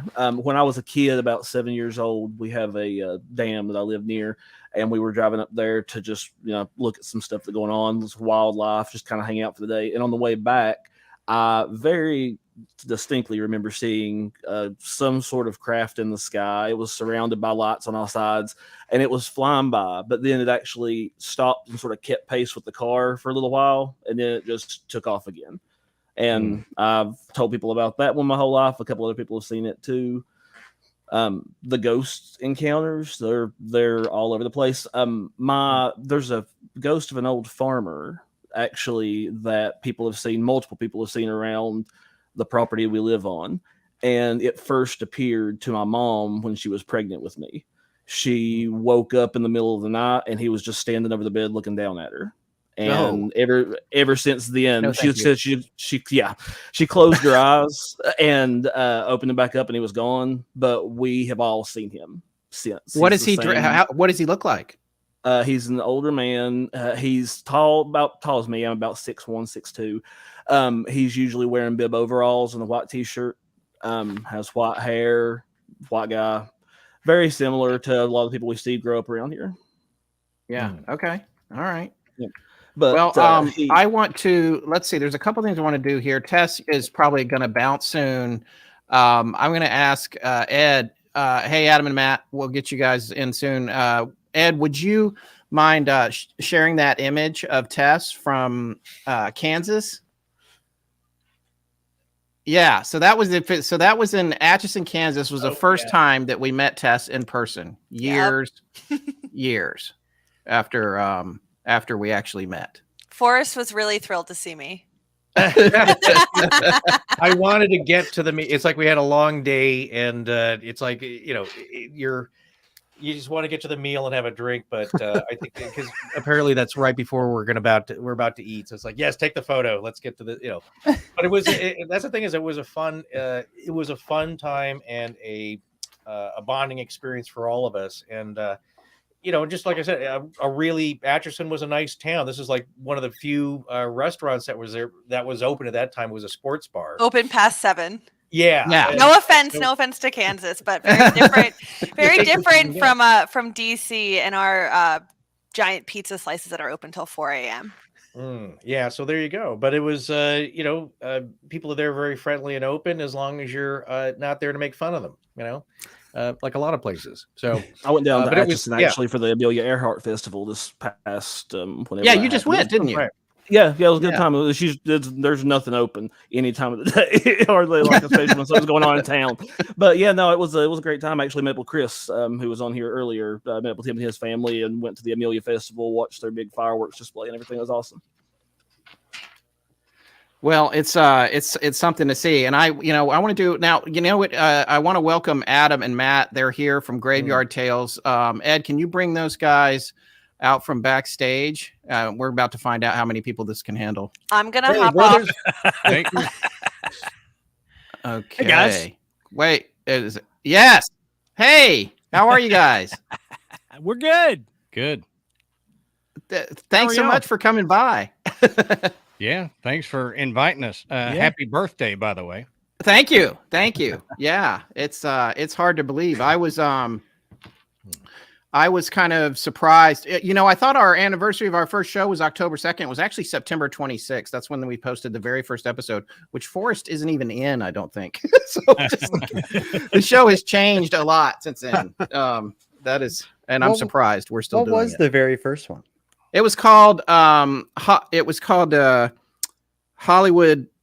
The Graveyard, right? The Hollywood Graves? Yeah, was it Hollywood? No. Well, the No. very first one was about Yvette Vickers. No. Well, here's the thing. Oh, yeah, it was. It was shoot, now I got to go look. I can't Hollywood remember. Ending. Hollywood Ending is Hollywood Ending. That was title, it. Yeah. But we the very first thing we ever recorded though was with famed comic actor and comic writer and a good close friend of Scott and his wife. And it was titled "The Devil in the Diner." Oh, on a boat. Yeah, right? I remember that one. It was in it was in New York City. It was after work. She had gone to a diner with a friend and they saw somebody really strange. That was the very first thing we ever recorded. It actually turned out to be an interview and with Paula Pell, and that was an experience of hers, but it wasn't the first thing we aired. So that was that came a few episodes later, but I think the first thing that we kind of did some research on, got on the mic and recorded was about Yvette Vickers, a B-movie actress back in the day who enjoyed a long career, but towards the end of it, just became a bit of a recluse and had passed away in her Hollywood, not really a bungalow, but her house that she had purchased, and nobody really found her for 2 years. Oh, and so I can't remember if the TV was still on or the heater. Something was still on for like 2 years. Oh, it was the space heater. Yeah, the space heater was on. It mummified her. It preserved. I think the right word would be slow cooked. Yeah. She was very much like a dehydrator, and it. So it kind of, she was just sitting still on the couch or laying down on the couch. And I think finally, there's of course a bunch of piled up yellowed old mail in her mailbox. And it's like nobody, it's a sad fact, but like a lot of times, if you don't have any friends or family, nobody checks on you. And here is the weird thing is, apparently the bills were being paid, electricity was still on. And it's just nobody checked in on her. So that was one story, but also our friend Mark DeAndre, it has kind of unofficially had his own fascination and interest with famous Hollywood deaths and murders around LA. So he did a little bit of a tour for us, and we got that on tape. But Scott, what was I think the second episode? I'm trying to remember if that was the Queen Mary one. Number 4. I don't know. I have to look. I can look right now. Funny that the house that I'm in right now, I bought right around the time that I found your show. So these early episodes you're describing, it was what I'm listening to as I'm painting like the house before I move my furniture in. So I'm getting crazy nostalgia. It was Queen Mary, Forrest. That was the second one. Yeah, that was the second one. So then Greyfriars Kirkyard, then Amelia Earhart was 4 and 5, and then Celebrity Cemetery was 6th, and then A Krampus Christmas was the 7th one, and that was all of 2014 right there. That Greyfriars is still one of my favorites that y'all did. Oh yeah. Oh yeah, that was a fun one. Thank you. Yeah, insane. That was a fun one. We're only waiting on one more guest. He'll probably be here in 5 or 6 minutes, and that's Jim Harold, the man, the myth, the legend. Yeah, he's the real Podfather. Although he would say it was Adam. I can't remember the Not Adam. It's he says it's. I think doesn't he say it's Mark Goodman? I think. No, it's someone else who just one of the VJs. Yeah, it was one of the first popular podcasts. No, like a podcaster. Adam Curry. Oh, Adam Curry. It is Adam Curry. Yeah, it was Adam Curry. So, yeah. But as far as the paranormal stuff, that's the first his show, along with Rob Wilcox out of Westchester, New York. Maybe similar reverse thing to Jordan's show is that he does I don't even know if he still does. It's basically an AM radio paranormal show that lasts for 4 hours, once or twice a week, and then he would take those and format those for the podcast. Okay. And that's the first 2 shows I listened to. When you just Google or you go into your app early on and you search for paranormal podcasts, those showed up. 2 other gentlemen with and I can't remember that they did like 8 episodes, which I thought were really pretty good. And they, it's hard to keep one going. Everybody here can attest to that. But yeah. But I was going to tell before we get going, this story came up, and I don't know if Adam and Matt are willing to talk about it. But when Jordan mentioned refurbishing a bit of the studio, and they both have great recording spaces, I just remember something happened while they were Adam and Matt were researching a specific topic. I'm not going to mention it or any of the things involved, but something had some decorating ideas of its own. You guys, you want to talk about that, or if you don't want to pick the mojo up, I understand too. Oh, it's good. I'm loaded down with black tourmaline and everything here, so we should be good. But yeah, we were. I think it was episode 3 or something. We were it was early researching the Ouija board, and there was a specific supposed demonic entity that is attached to the Ouija board. And every time people spend a lot of time doing that and working with a Ouija board, he comes through. And we were researching this, and the mics in the studio at the time, we were still in the same studio. They would get moved around. Like at night, we would leave them set up, and then I'd come back the next day and one would be moved, and I lived alone. So I don't know how it got moved. And we were recording that episode, and we got to his name, and we started talking about his name. And it's the only time this has ever happened in 5 years where the recording program froze and then shut down, and then my laptop froze and shut down, and had to, reboot everything, restart the show. Never had it happen since then. And so from that point on, Matt and I were like, we're just not going to bring up his name. And no Ouija boards in the house, not even like Ouija board decorations. Like they've got the shower curtains with the Ouija board on there. I'm not doing it. So I broke my own rule on that too. So my youngest Piper, we found this last weekend at Target. She's been wearing it all day. It's a sweatshirt that's got the Ouija board on the front of it. Amanda's like, yes, we have to get this. And I in my head, I'm going, you're going to put that in the dryer and conjure something. Just by accident. Right. But that's, we talked to a guy that has been collecting them. He's working on a great coffee table book just about spirit communication devices from the past. And it's all a lot of vintage stuff. And maybe Scott can look up his name.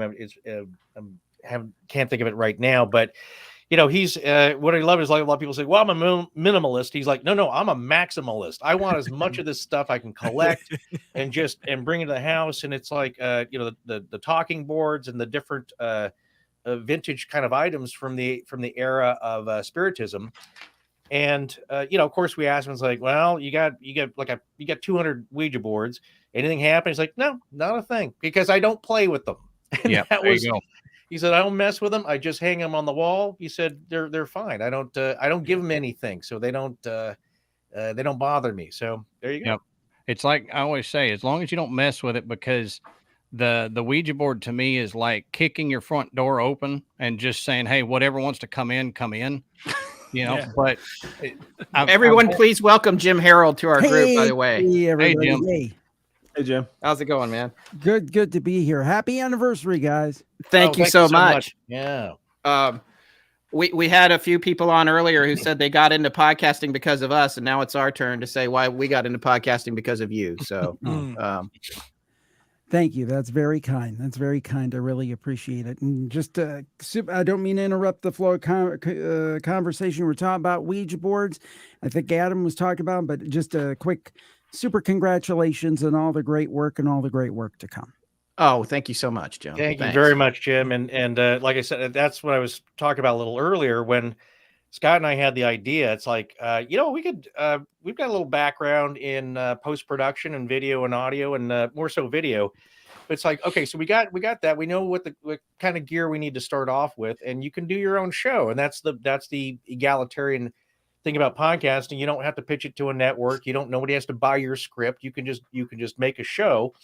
And we thought we'd do that. So it's like, okay, let me just see what's out there. And that's what I got back when I used to exercise and go to the gym. I would like, oh, here's a perfect time to listen to an audio thing that's not music, that's playing it over the loudspeaker. So let me just search and see what's there. And I think 4 shows came up, and yours, you still have the paranormal report with Clayton. And it's like, okay, so you start checking out everything else does, and he had the Grizzly Bear Egg Cafe, I remember, so I listened to that. You had the Paranormal Report, but you also had Campfire, I think, going at that time. And the Paranormal Podcast. Those were the 3. It's just like, okay, this guy knows what he's doing. He's got several shows going on. And the other one, Jim, we always mentioned was Rob Simcox had the Paranormal Cafe. And so that was his radio show out of Westchester. We're talking about it on AM. And there was another one that was, I'll see if I can find it. It's still on my, you got your favorites still downloaded. And so it's in my library. But they only did, I think, 8 to 12 episodes. Because people have day jobs. It's really hard to do both. But I thought they did a good job. And then there was bless them, but it was like 2 other guys who they didn't really kind of get it or research it. And the audio wasn't good. I remember the first time they had a guest on who was a paranormal author, and didn't research their background. They're just like, just tell us about yourself. And so she did. And then the next question was, so tell us about yourself.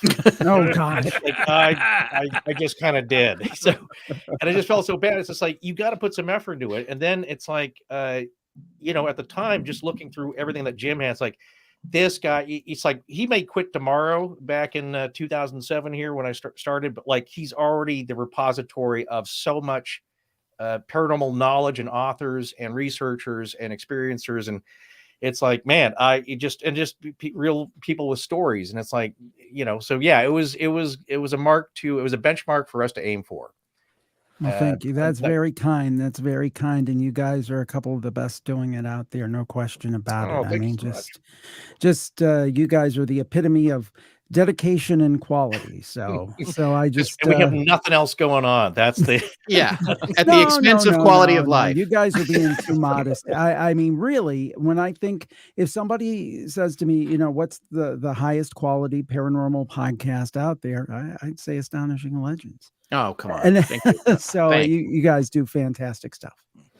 Thank you very much. Yeah, it's no, and the other thing is that you showed us. It's not only just the quality of the guests you had on, and the questions you asked, and the knowledge that you brought to it in the form, because we all do it slightly different. Like, sure, there's room for everybody. We all have Scott and I probably blather on too much but that's how we do it, and we do it for 4 hours. But here's what I also I think what I took your show and I presented it to Scott, and I said, I think there's a way you can make a living off this if you keep doing it, because I think Jim's doing it, and it's like you would have one maybe one sponsor, and the thing I liked is, even if you didn't for that episode, you'd have a commercial break in the middle.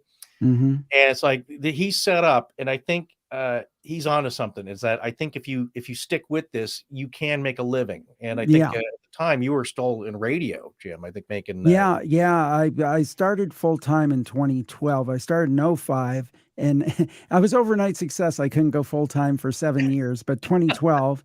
And so, knock on wood, but the thing that you hit on, the thing, if you keep at it, and the dedication is the issue.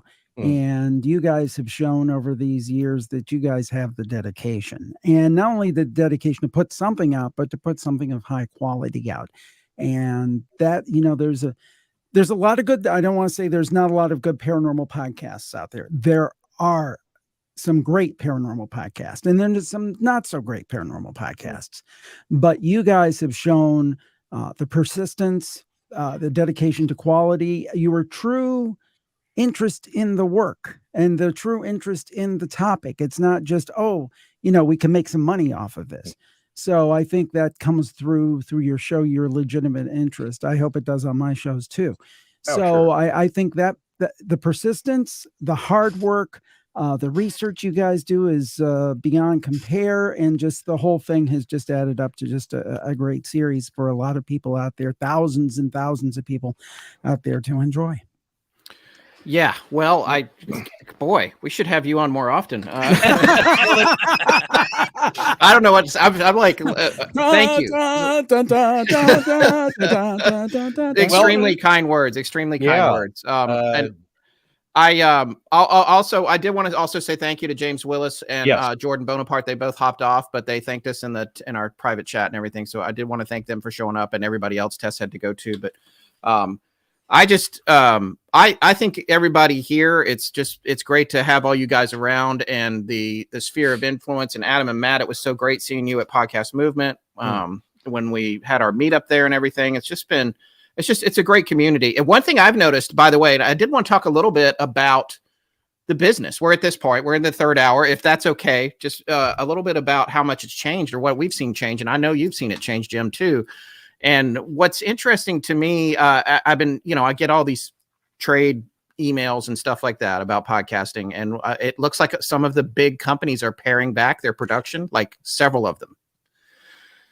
Because they're like, first of all, they figured out it was really expensive. This was the thing I always wondered, too, because you would see these shows where folks were actually producing fiction, and they got all these actors and they're writing and they're doing all this stuff. And I'm like, I don't know if you could support this. Our business model wouldn't support hiring all those people and doing that kind of thing. But now that, Spotify is paring back one of their large operations, a bunch of companies are, and I'm sure they're all thinking, I wonder now, because, the other thing we keep getting is you get these emails and it's like Edison Research says, well, there's 1.5 million or however many in the directory, but only 30% or something have produced a new episode in the past 4 months or something like that. Mm-hmm. There's a lot of shows that never went past 3 or something. I don't have the chart in front of me, but it's like it's amazing to me, and it's unfortunate for those of us here in the business that we have to swim around and all that flotsam. The weird stat that I remember is that you get out of the article you showed me from Hot Rod is that most podcasts don't produce past episode 14. Yeah. Which is just a weird number. It's just like a weird statistic to stop at. Like maybe that's 2 weeks or 14 episodes.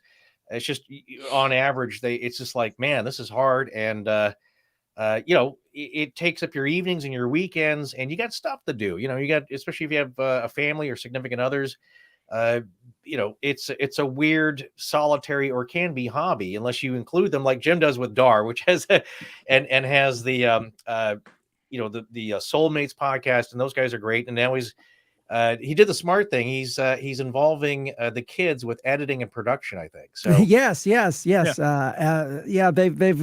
They've taken on some of the editing. Their time's somewhat restricted these days, but I've trained him in audition and stuff, so it's helpful. But they get paid. They get paid a reasonable rate. I keep trying to get mine. He won't do anything, even for the money. I can't figure it out. Well, there's a video game, and maybe that's an idea. There's a paranormal video game of just all the stuff that we've covered, and if you got him into that, maybe then he might pay attention. But there you go. Adam and Matt, how old is Graveyard Tales? It will be on October 13th. It will be 5 years old. Yeah. Okay. We started Friday, October 13th.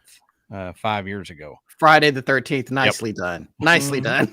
We had I don't know it how ready. in the heck it worked out that way, but We had it ready like a couple weeks prior to that. And Matt and I sat down and talked, and we looked at the calendar and we said, you know what?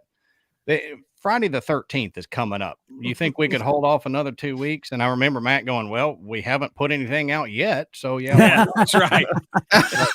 Why start now? Yeah, exactly. To jump on what Forrest was saying about the longevity of shows. I've noticed that with a lot of shows that when we first started, they're not around anymore. They tapered off after about a year or two. And I think it's that mindset of, yes, everybody and their mama can create a podcast. You can sit down with a phone, record it, and upload it to iTunes and call it a podcast. But in order to have the longevity and to have it where people want to listen, you have to put in the time for the research, the editing, because you could have a podcast that sounds like this, and nobody's going to want to hear it. That's right. Yeah. Oh yeah. You know, I've heard plenty of shows that the material is great. I want to keep listening, but the quality is so bad that I just can't stand it anymore. Well, and that's what impressed us about Astonishing Legends in the beginning and all of Jim's stuff was the sound quality. You know, when we were starting out, we were saying, okay, well, let's look at a bunch of shows that are more popular and let's see what they're doing and see if we can do that and if it's going to be a long-term thing for us. And there were a lot of shows, like Matt was saying, that you get the topic is awesome. They're talking about Mothman or something popular like that, but it sounds like they're in a bathroom with a pillowcase over their head. Right. And you know, I don't mean to be mean, but it's like it's hard to listen to those. And those are the ones I think that go away after a while because, like Forrest said, you've got a life, you've got family, you've got all this. And unless they are willing to let you go off into your hole for several hours a night and do your thing, then it's not going to work. And it's a shame because there have been some good ones out there. They just, I mean, it's more work than people think. You know, and the thing is I think we're independents, and as independents, we have to realize, you know, when you started back in the day, people were a little more forgiving, right? But now people, they tune in, they expect to hear NPR. They expect to hear, you know, broadcast mics. There's a certain expectation of quality now when people open up Spotify or Apple Podcast or whatever it is. And if, like you said, if you sound like I'm way back from my mic right here and it's like, hello, you know, they're just going to tune you out because it's like, what is this? These are amateurs. So I've always felt, and I'm sure Scott and Forrest and you and whoever Ferris is, but Scott and Forrest, Bueller. But anyway, Scott and Forrest and you guys obviously feel the same way. I never want anybody to tune me out because they say, oh, that sounds amateur. Yeah. Yep. Right. They might tune me out because that guy sucks, you know, or whatever it might be. But I don't want them to tune me out because I sound like I'm a minor league. I want to be able to just stand toe to toe. And all you have to do is look at my yearly equipment bill and how much stuff I buy, and then I end up putting in the closet. I think I'm close now. But the point is that I always want to try, even like I've made major changes in the last year with the way that I edit things and the tools I use and things. I'm always trying to get better. And I know Scott and Forrest are the same way for sure. Yeah. I'm always impressed with Josh and then our director, Ed, mechanic, but it's like, and Jim, it's like, I think he was talking about some show where it's like, yeah, I had to build my own PC recording unit with like, and it's just, those guys can build stuff from scratch. And that's impressive, but it's also, like I said, I think overall, when people ask us, you know, if you've had any success, what do you owe that to? And it's like, look, you know, this isn't call her daddy. This isn't, we have nothing, we're nothing to look at here. So we better be as good as we can in every. Yeah, didn't you say she was getting $100? She's getting $100,000 a commercial. Isn't that what you said? That's the starting buy-in to an ad campaign is you got to lay down $100K.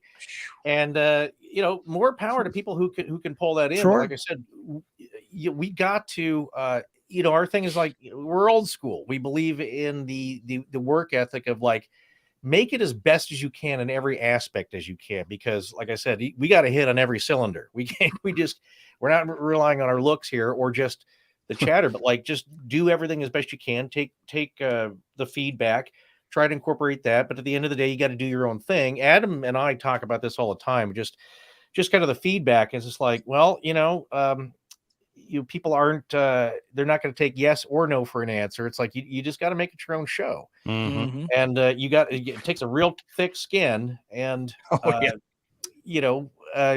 you just, like I said, if you just believe in what you're doing, and I tell this to people all the time, it's kind of that Buddhist philosophy, create with passion and do your thing and let go of the results.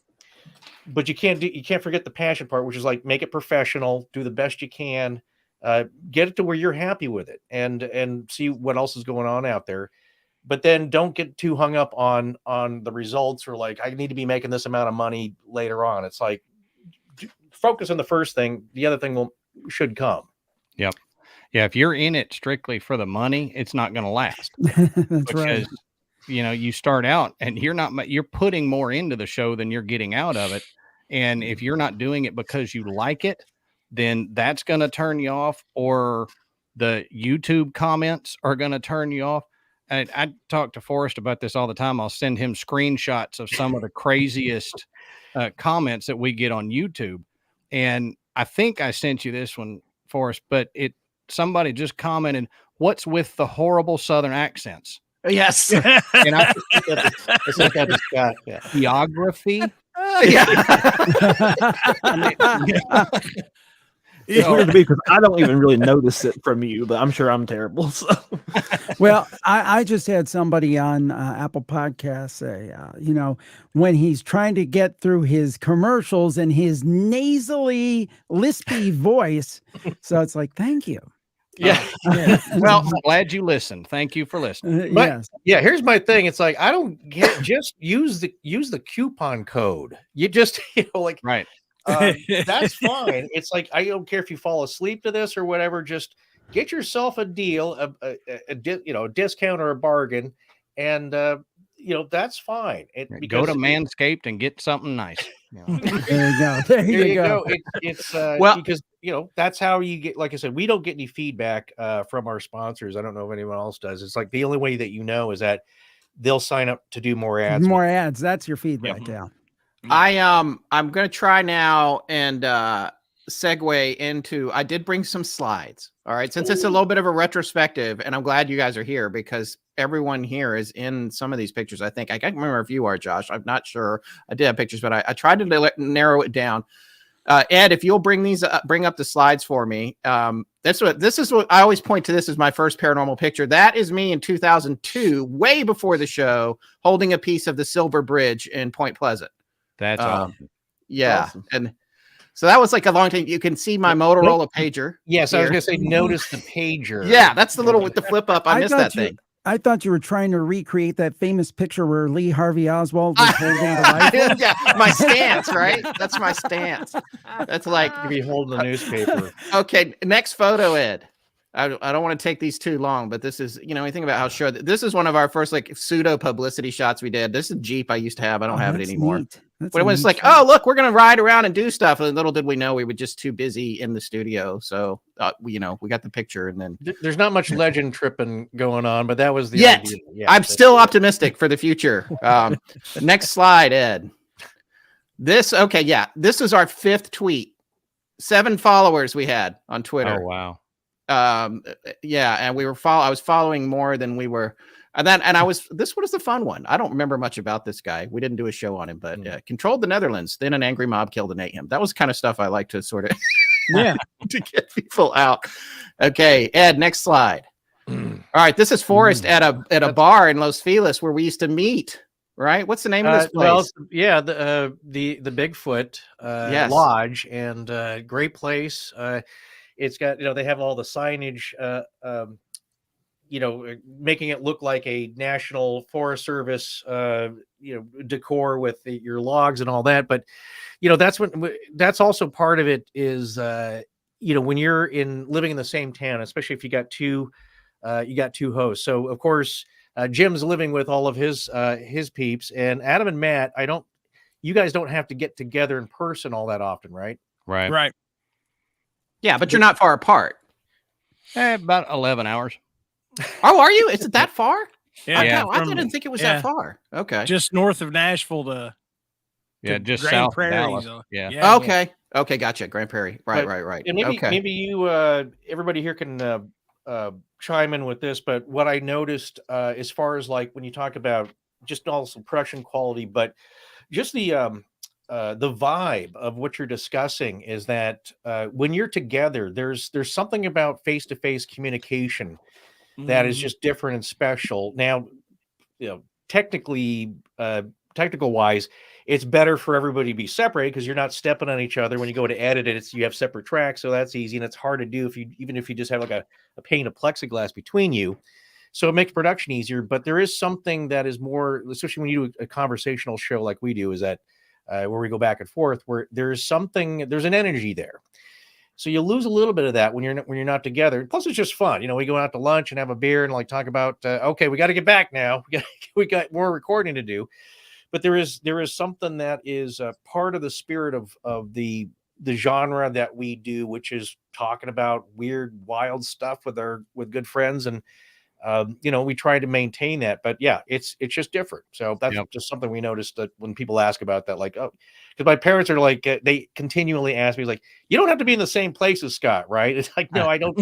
I don't have to move to Greensboro, so we're fine. There's the internet that'll work. But yeah, Matt and I couldn't do it if we didn't have a way to video each other. Yeah. Oh yeah. Yeah. We have to see each other too. Yeah. We couldn't do it over a phone line or something like that. It wouldn't work. And like you said, it's the energy, and mainly because on our show we like to talk a lot of crap back and forth to each other.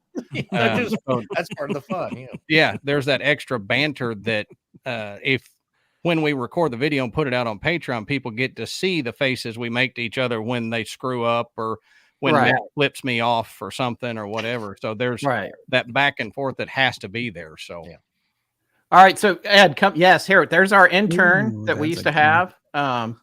And that was when we made our first video for Patreon. You want to tell people who that actually is under there? It's Bigfoot. Yeah, it's that actually is our friend Mark, who used to be on the show in the early days. Mark DeAndre. Is he standing on something, or is Mark like? Yeah, we put him on something. We needed to get that. I made the mistake of putting this costume on in my house and surprising my then 4-year-old son. Oh gosh. Yeah, and he screamed the worst scream I've ever heard in my life. I wanted to jump off a cliff. I felt so horrible. All right, next photo, Ed.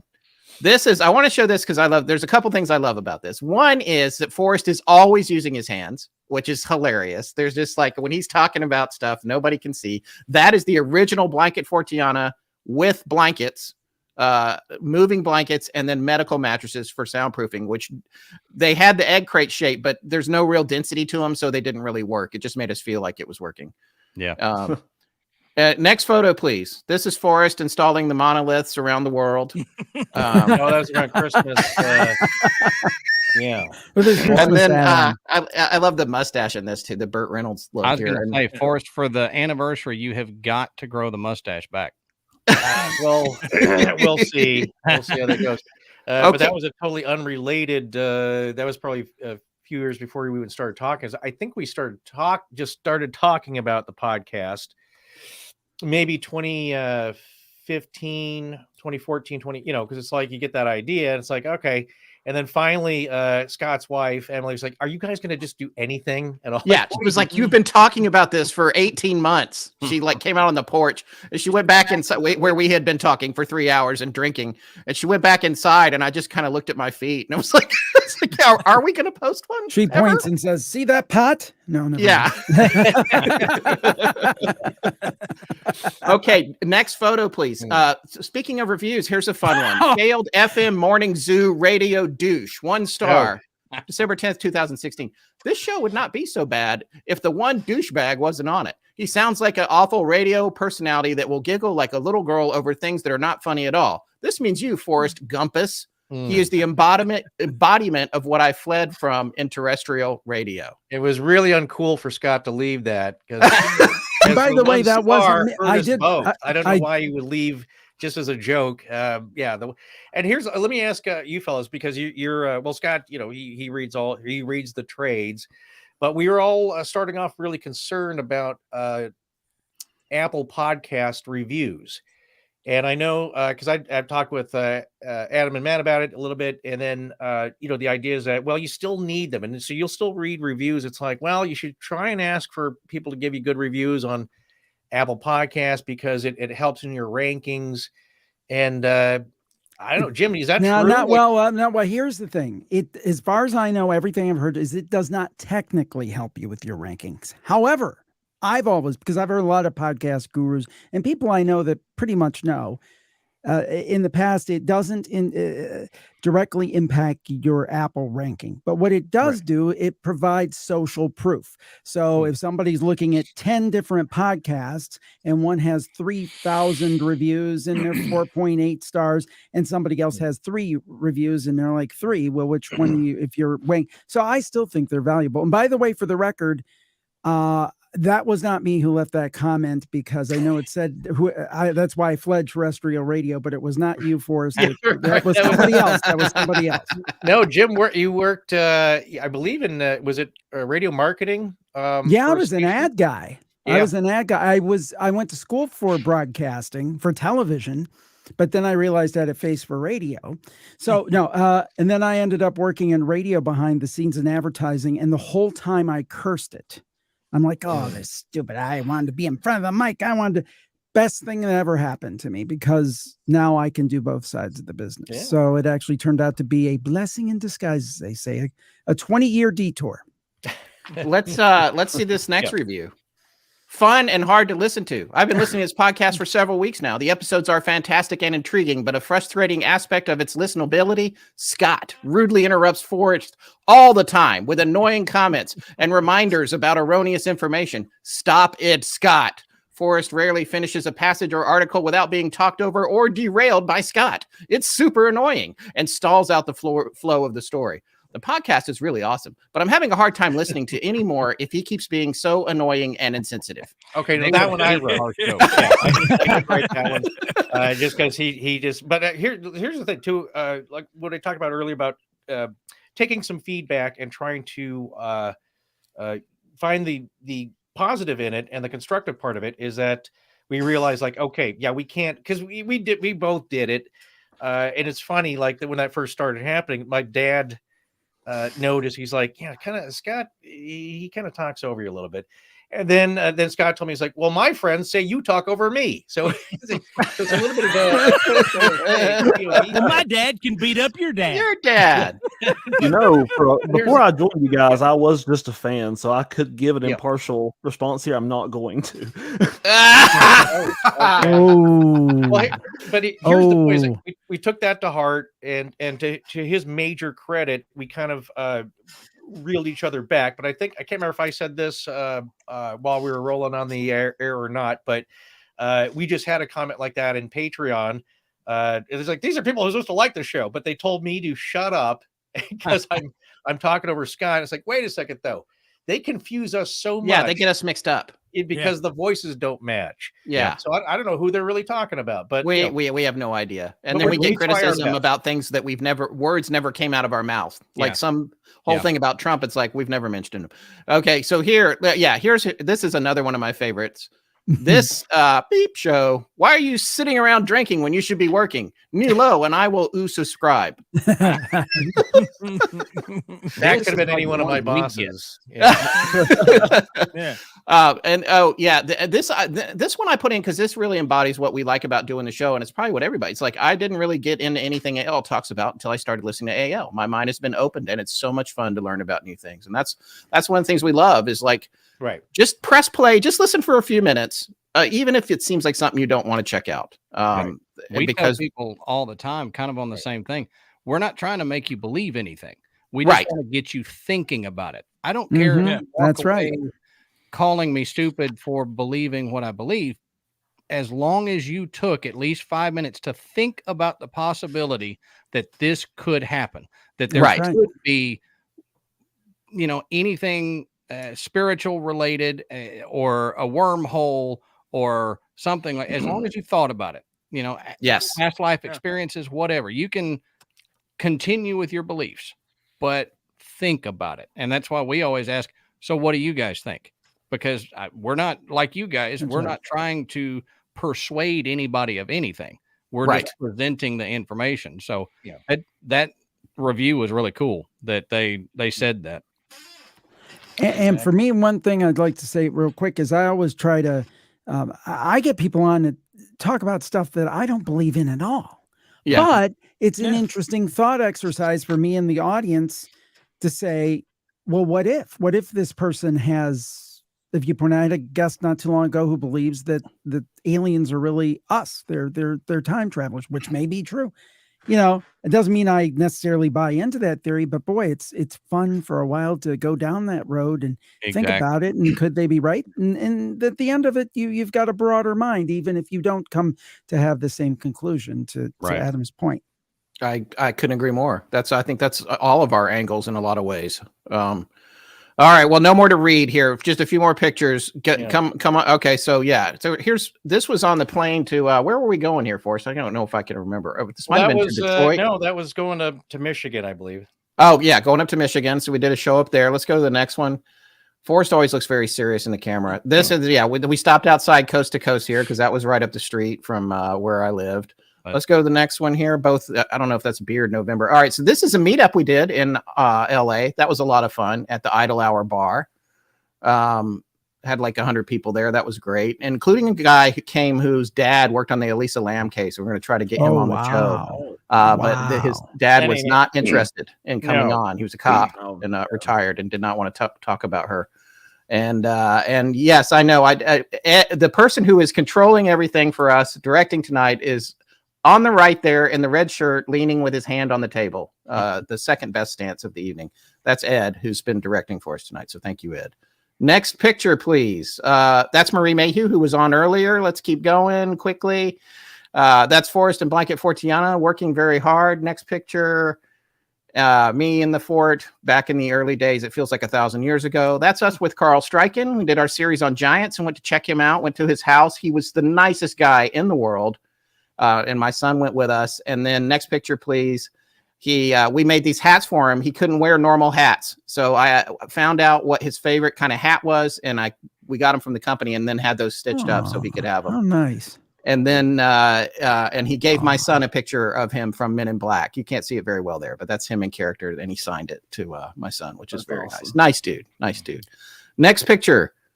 Forrest, you can tell who this is. This is our friend. Yeah, that is at the Idle Hour, which is a bar, a vintage, cool looking bar that is shaped like a barrel, and that is Tara Jane.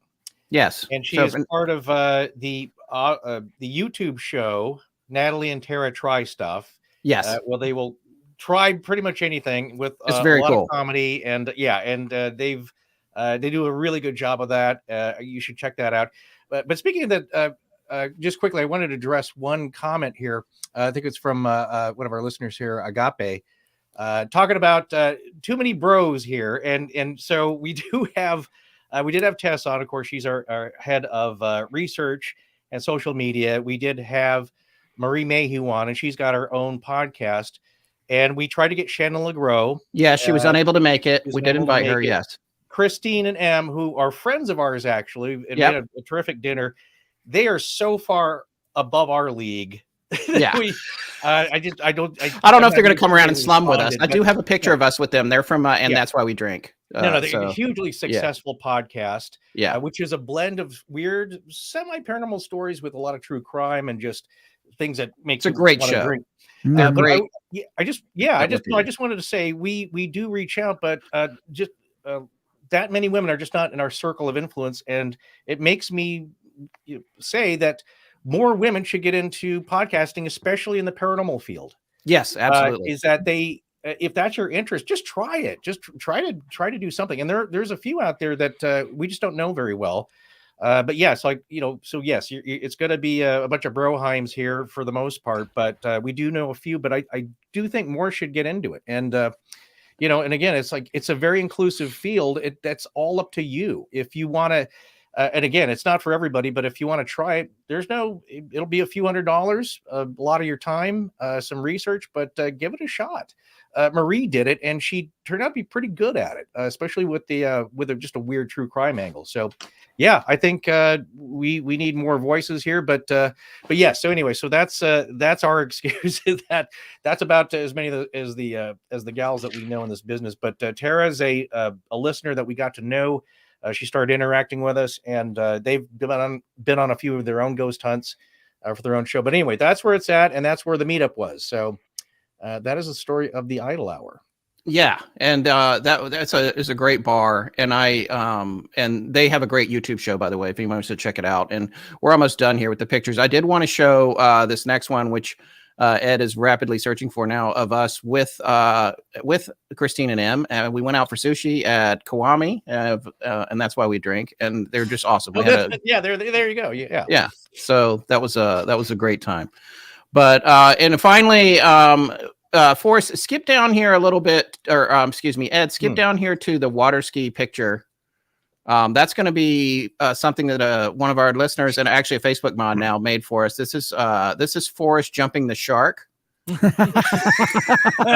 which we constantly get accused of. This is not bad for Photoshop here, I think. And you remember who did that? That was Dave, wasn't it? Dave Gibson? No.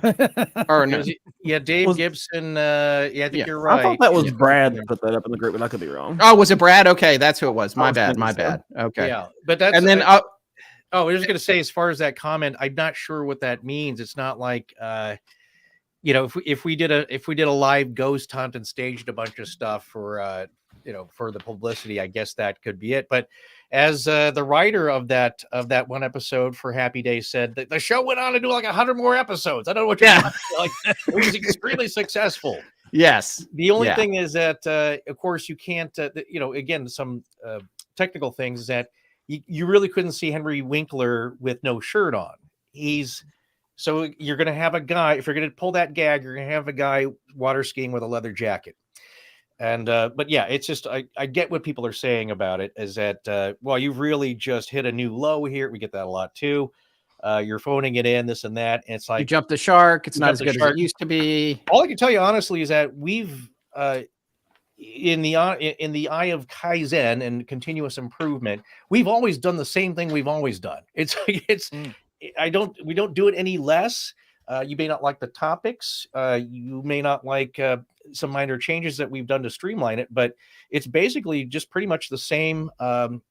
We've done the same thing. So it's just kind of funny how people view it. And, we try to put interesting topics in there, but they're not always to everybody's liking, but as we say, come back when it is something you like. And, it's just, anyway, it's just the same old, you always get that. And this is a note to everybody out there trying to do anything creative and taking a risk and putting yourself out there, is that you get the same old comments and you got to let it go, because it's just it's just that this thing was so much better 5 years ago. It's like, have you listened to one of our shows from 5-6 years ago? They're terrible. And you're never going to please everybody, and nor should you try to please everybody. By definition, there's people that are going to love you, people that are going to hate you, and people in between that, you're never going to please everybody. And, you think you're doing well, you think you're making things better, because it's back to that continuous improvement thing. Same way here, I'm always trying to think of how to do it better. But at the end of the day, there's going to be people who just don't like you. I mean, I remember the comic, the late Gilbert Gottfried. I couldn't stand the guy, couldn't stand him. And then I started listening to his podcast that he did, where he would interview old time Hollywood people. And I ended up really enjoying those shows, and was very sad when I heard of his passing. But it's interesting how you can have a visceral reaction to somebody and not like them. And then sometimes that could flip too. Yeah. It's true. Like that. Those people that they love this band and they say, "Well, I don't like them now because they got popular." Right. So you liked what they did, and then other people liked what they did enough to where they got a recording contract. Now you don't like them. Yeah.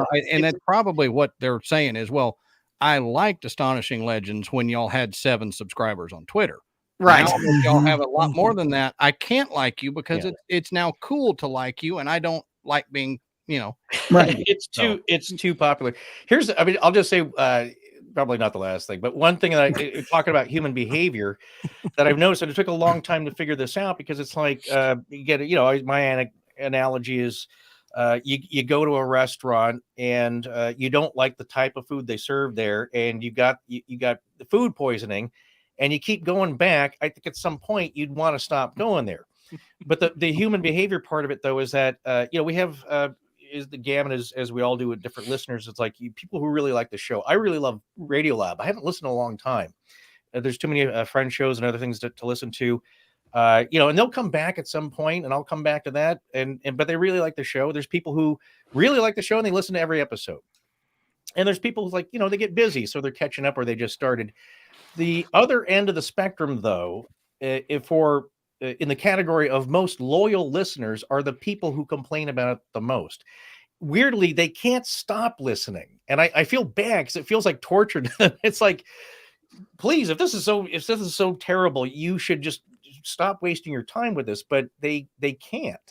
It's a weird thing, because it's like, well, I gotta comment, I gotta listen, comment on it, and tell you how much we don't like it. But it's almost like they can't stop, like this power over them that we didn't want and didn't ask for, but you have that control all the same. So again, it's just people, you can extrapolate to how people believe in the paranormal and different weird stuff. Is that, again, we were talking earlier with Chris Cogswell and people who are like more hopeful skeptics who just, it's like, oh, this is all kind of silly, but I really like it.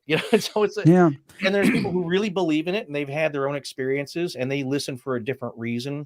And it's just all kind of different. But yeah, I just found it the same group of people who without fail will listen to every episode. And I mean, all the way through 3.5, 4 hours long, listen to every minute of it. And we'll complain about every minute of it, but that's part of it. Hey, that's fine. At least they're listening. So, but I bet you guys get this too. I always feel, you get those negative people who find something to seize upon that they don't like. I feel it's at least 10-1 positive. And I absolutely. I mean, I'm sure you guys feel the same way. I say it, and people think, oh, he's just saying because it's trite and it's right. I'm really grateful. I get to do a cool job, and there's one reason for that. I work hard, but if it weren't for the listeners, that would not happen. That's not possible. So those listeners are the people who have made it. So I do have, like, I get really like sappy around Thanksgiving and stuff. And you think about different things at different times of the year, and you're just like, I'm really just thankful all these people are out here listening. It's just, and again, you got your bad eggs, you got your nasty people. But overall, it's just been, it's been fantastic. And I'm sure I see your fans and people call into shows say, I listen to you and I listen to Astonishing Legends. I love those guys. So I'm sure you've got a lot of those experiences too, I'm guessing. Yeah, we have, and we're in good company. We've made a lot of good friends, all of you guys included. And I think we feel very fortunate. And when I was pulling some of those pictures together, I've lots of great pictures of all of us together and stuff. And I decided not to show them because I was making too many pictures go up there. But like it's nice to have all the friends we have. And I look forward to more collaborations with all of us here in the future. And I guess I think we're kind of near the end of the show here. I want to thank you guys for coming. I want to tell everybody else too that's watching this. We're going to put links to everyone's shows in the description for this on YouTube, so that when you come, you can find Graveyard Tales podcast. You can find Jim. I mean, how many shows do you have now? I don't think I can name them all. I have, wait, I got to think of it. I got like four going ones that are free. Then a fifth one's going to relaunch. The true crime one's relaunching. And then my extra plus shows. Where's the best place for people to find all your stuff? JimHerald.com. There you go. And Graveyard Tales. Yeah, Scott, I got to say this to Jim before we wrap up. my wife Amanda was the one that got me into paranormal podcasts. Mm-hmm. Okay. After weeks and weeks of listening to Astonishing Legends, she starts telling me, you need to listen to this. You need to listen to this. And so I started, and then I started listening to Campfire. Mm-hmm. And one day she comes home and goes, "Hey, have you been listening to Jim Harold?" And I said, "Yeah, isn't it great?" "Oh yeah, we love it. Oh, Turns cool. out we were listening to two completely different things when we figured out. Oh, that's Wait funny. a minute. That's not, he didn't talk about that. I must have missed that. I need to go back and listen. Yeah, I got to do a better job at cross promoting my shows. It was well, thank you. That's very nice. There's got to be 3 Jims out there, I think, in order to keep up the workflow that he. Oh, thank you. I don't know how you do it, Yeah. Jim. I really don't know how I'm you do it. Well, I'm exhausted with finally one starting show. to bring on, other than Yeah. my daughters, maybe some outside editors. It's getting a little crazy, so I got to do that. But the cool thing is that it's like I can't stop doing one of them because it's like, oh, I like that too much. I got to keep doing it. It's like I'm a little bit hooked on it. So that's very nice. Thank you for the kind words. Well, absolutely. It kind of goes on. I mean, that's the thing is you fellas all probably feel like this when you start researching or start doing something or launching a new show. It at some point it's got its own momentum. Like it's going to happen. It may not. You may pull the plug on it, but if it's a topic or this and that, after a while, it's like this thing's going to happen one way or the other. And so, that's part of the thing that kind of keeps us going. And also we're glad because again, there's room for everybody. We've always thought this is that we don't all do it exactly the same. That's we right. all, because this is all about belief and it's very personal. We all have different personal approaches and POVs. And there's something for everyone. And like I said, I listen to all your shows and there is, you come away with it, something that's different and unique and profound with each one of them. And like I said, it's just there's something for everybody and there's room for everybody. So we'll see. And again, because it's a weird topic. It's not true. I mean, there could be true crime connected to it, but really it's a weird niche thing that not everyone's into. Certainly most of my friends and family don't listen because they don't care anything about what we're talking about. But the ones that do, you got friends for life. Mm-hmm. The other thing I want to do is I want to thank everybody who showed up tonight to come see all of us and watch this. I'm watching these people who are about to sign off. It's 5:45 in the morning in Germany for Lucy. Faroe Islands. The Faroe Islands, 4:45 a.m. for Captain Adam Smasher. Yanka. I guess it'd be Yanka. She's in Sweden. Yeah. So it's thanks for staying up all night with us and thanks for supporting us all these years. And thanks to all our guests who came. I will say, Ed, if you'll pull up those last 2 images, I did want to show folks. People were asking about the merch. We don't have mock-ups of the actual merch yet, but we are doing you'll only be able to get it next week. That's going to be on the breast of the front of the hoodie. And then the back is going to be, you can go to that next one. It's going to be that colorway and it will be glow in the dark again, which it wasn't last year. I think so. Anyway, just, That's nice. People wanted a sneak preview. Thank you, Ed. You can pull that down. Ed, thank you also for directing this. And thanks to everybody for coming. And I don't know what to say. I think we're lucky to have gotten this far, and we're glad that you guys are all here too. And I think everybody's got a lot more show anniversaries in their future. Jim, you're already 10 plus, aren't you? I think. Or 2005. 2005, yeah. Yeah. 2005. Yeah. So. Okay. I'm working for 20. I'm pushing for 20. If I can make it up the hill. Well, the good thing is nobody can cancel you. People can leave. It's there's no network. Well, that's back to Scott's point, and I don't mean to belabor this, but I heard all the podcasts with like 20 people on crew, and God bless them, those shows sound great. Same point Scott made. I don't know how they could do it, but I think that the serious indies, are going to make a bit of a comeback here because these big companies looking for the hockey stick, they're going to head for the exits when they see that they can make money, but maybe not enough for them. Right. That's right.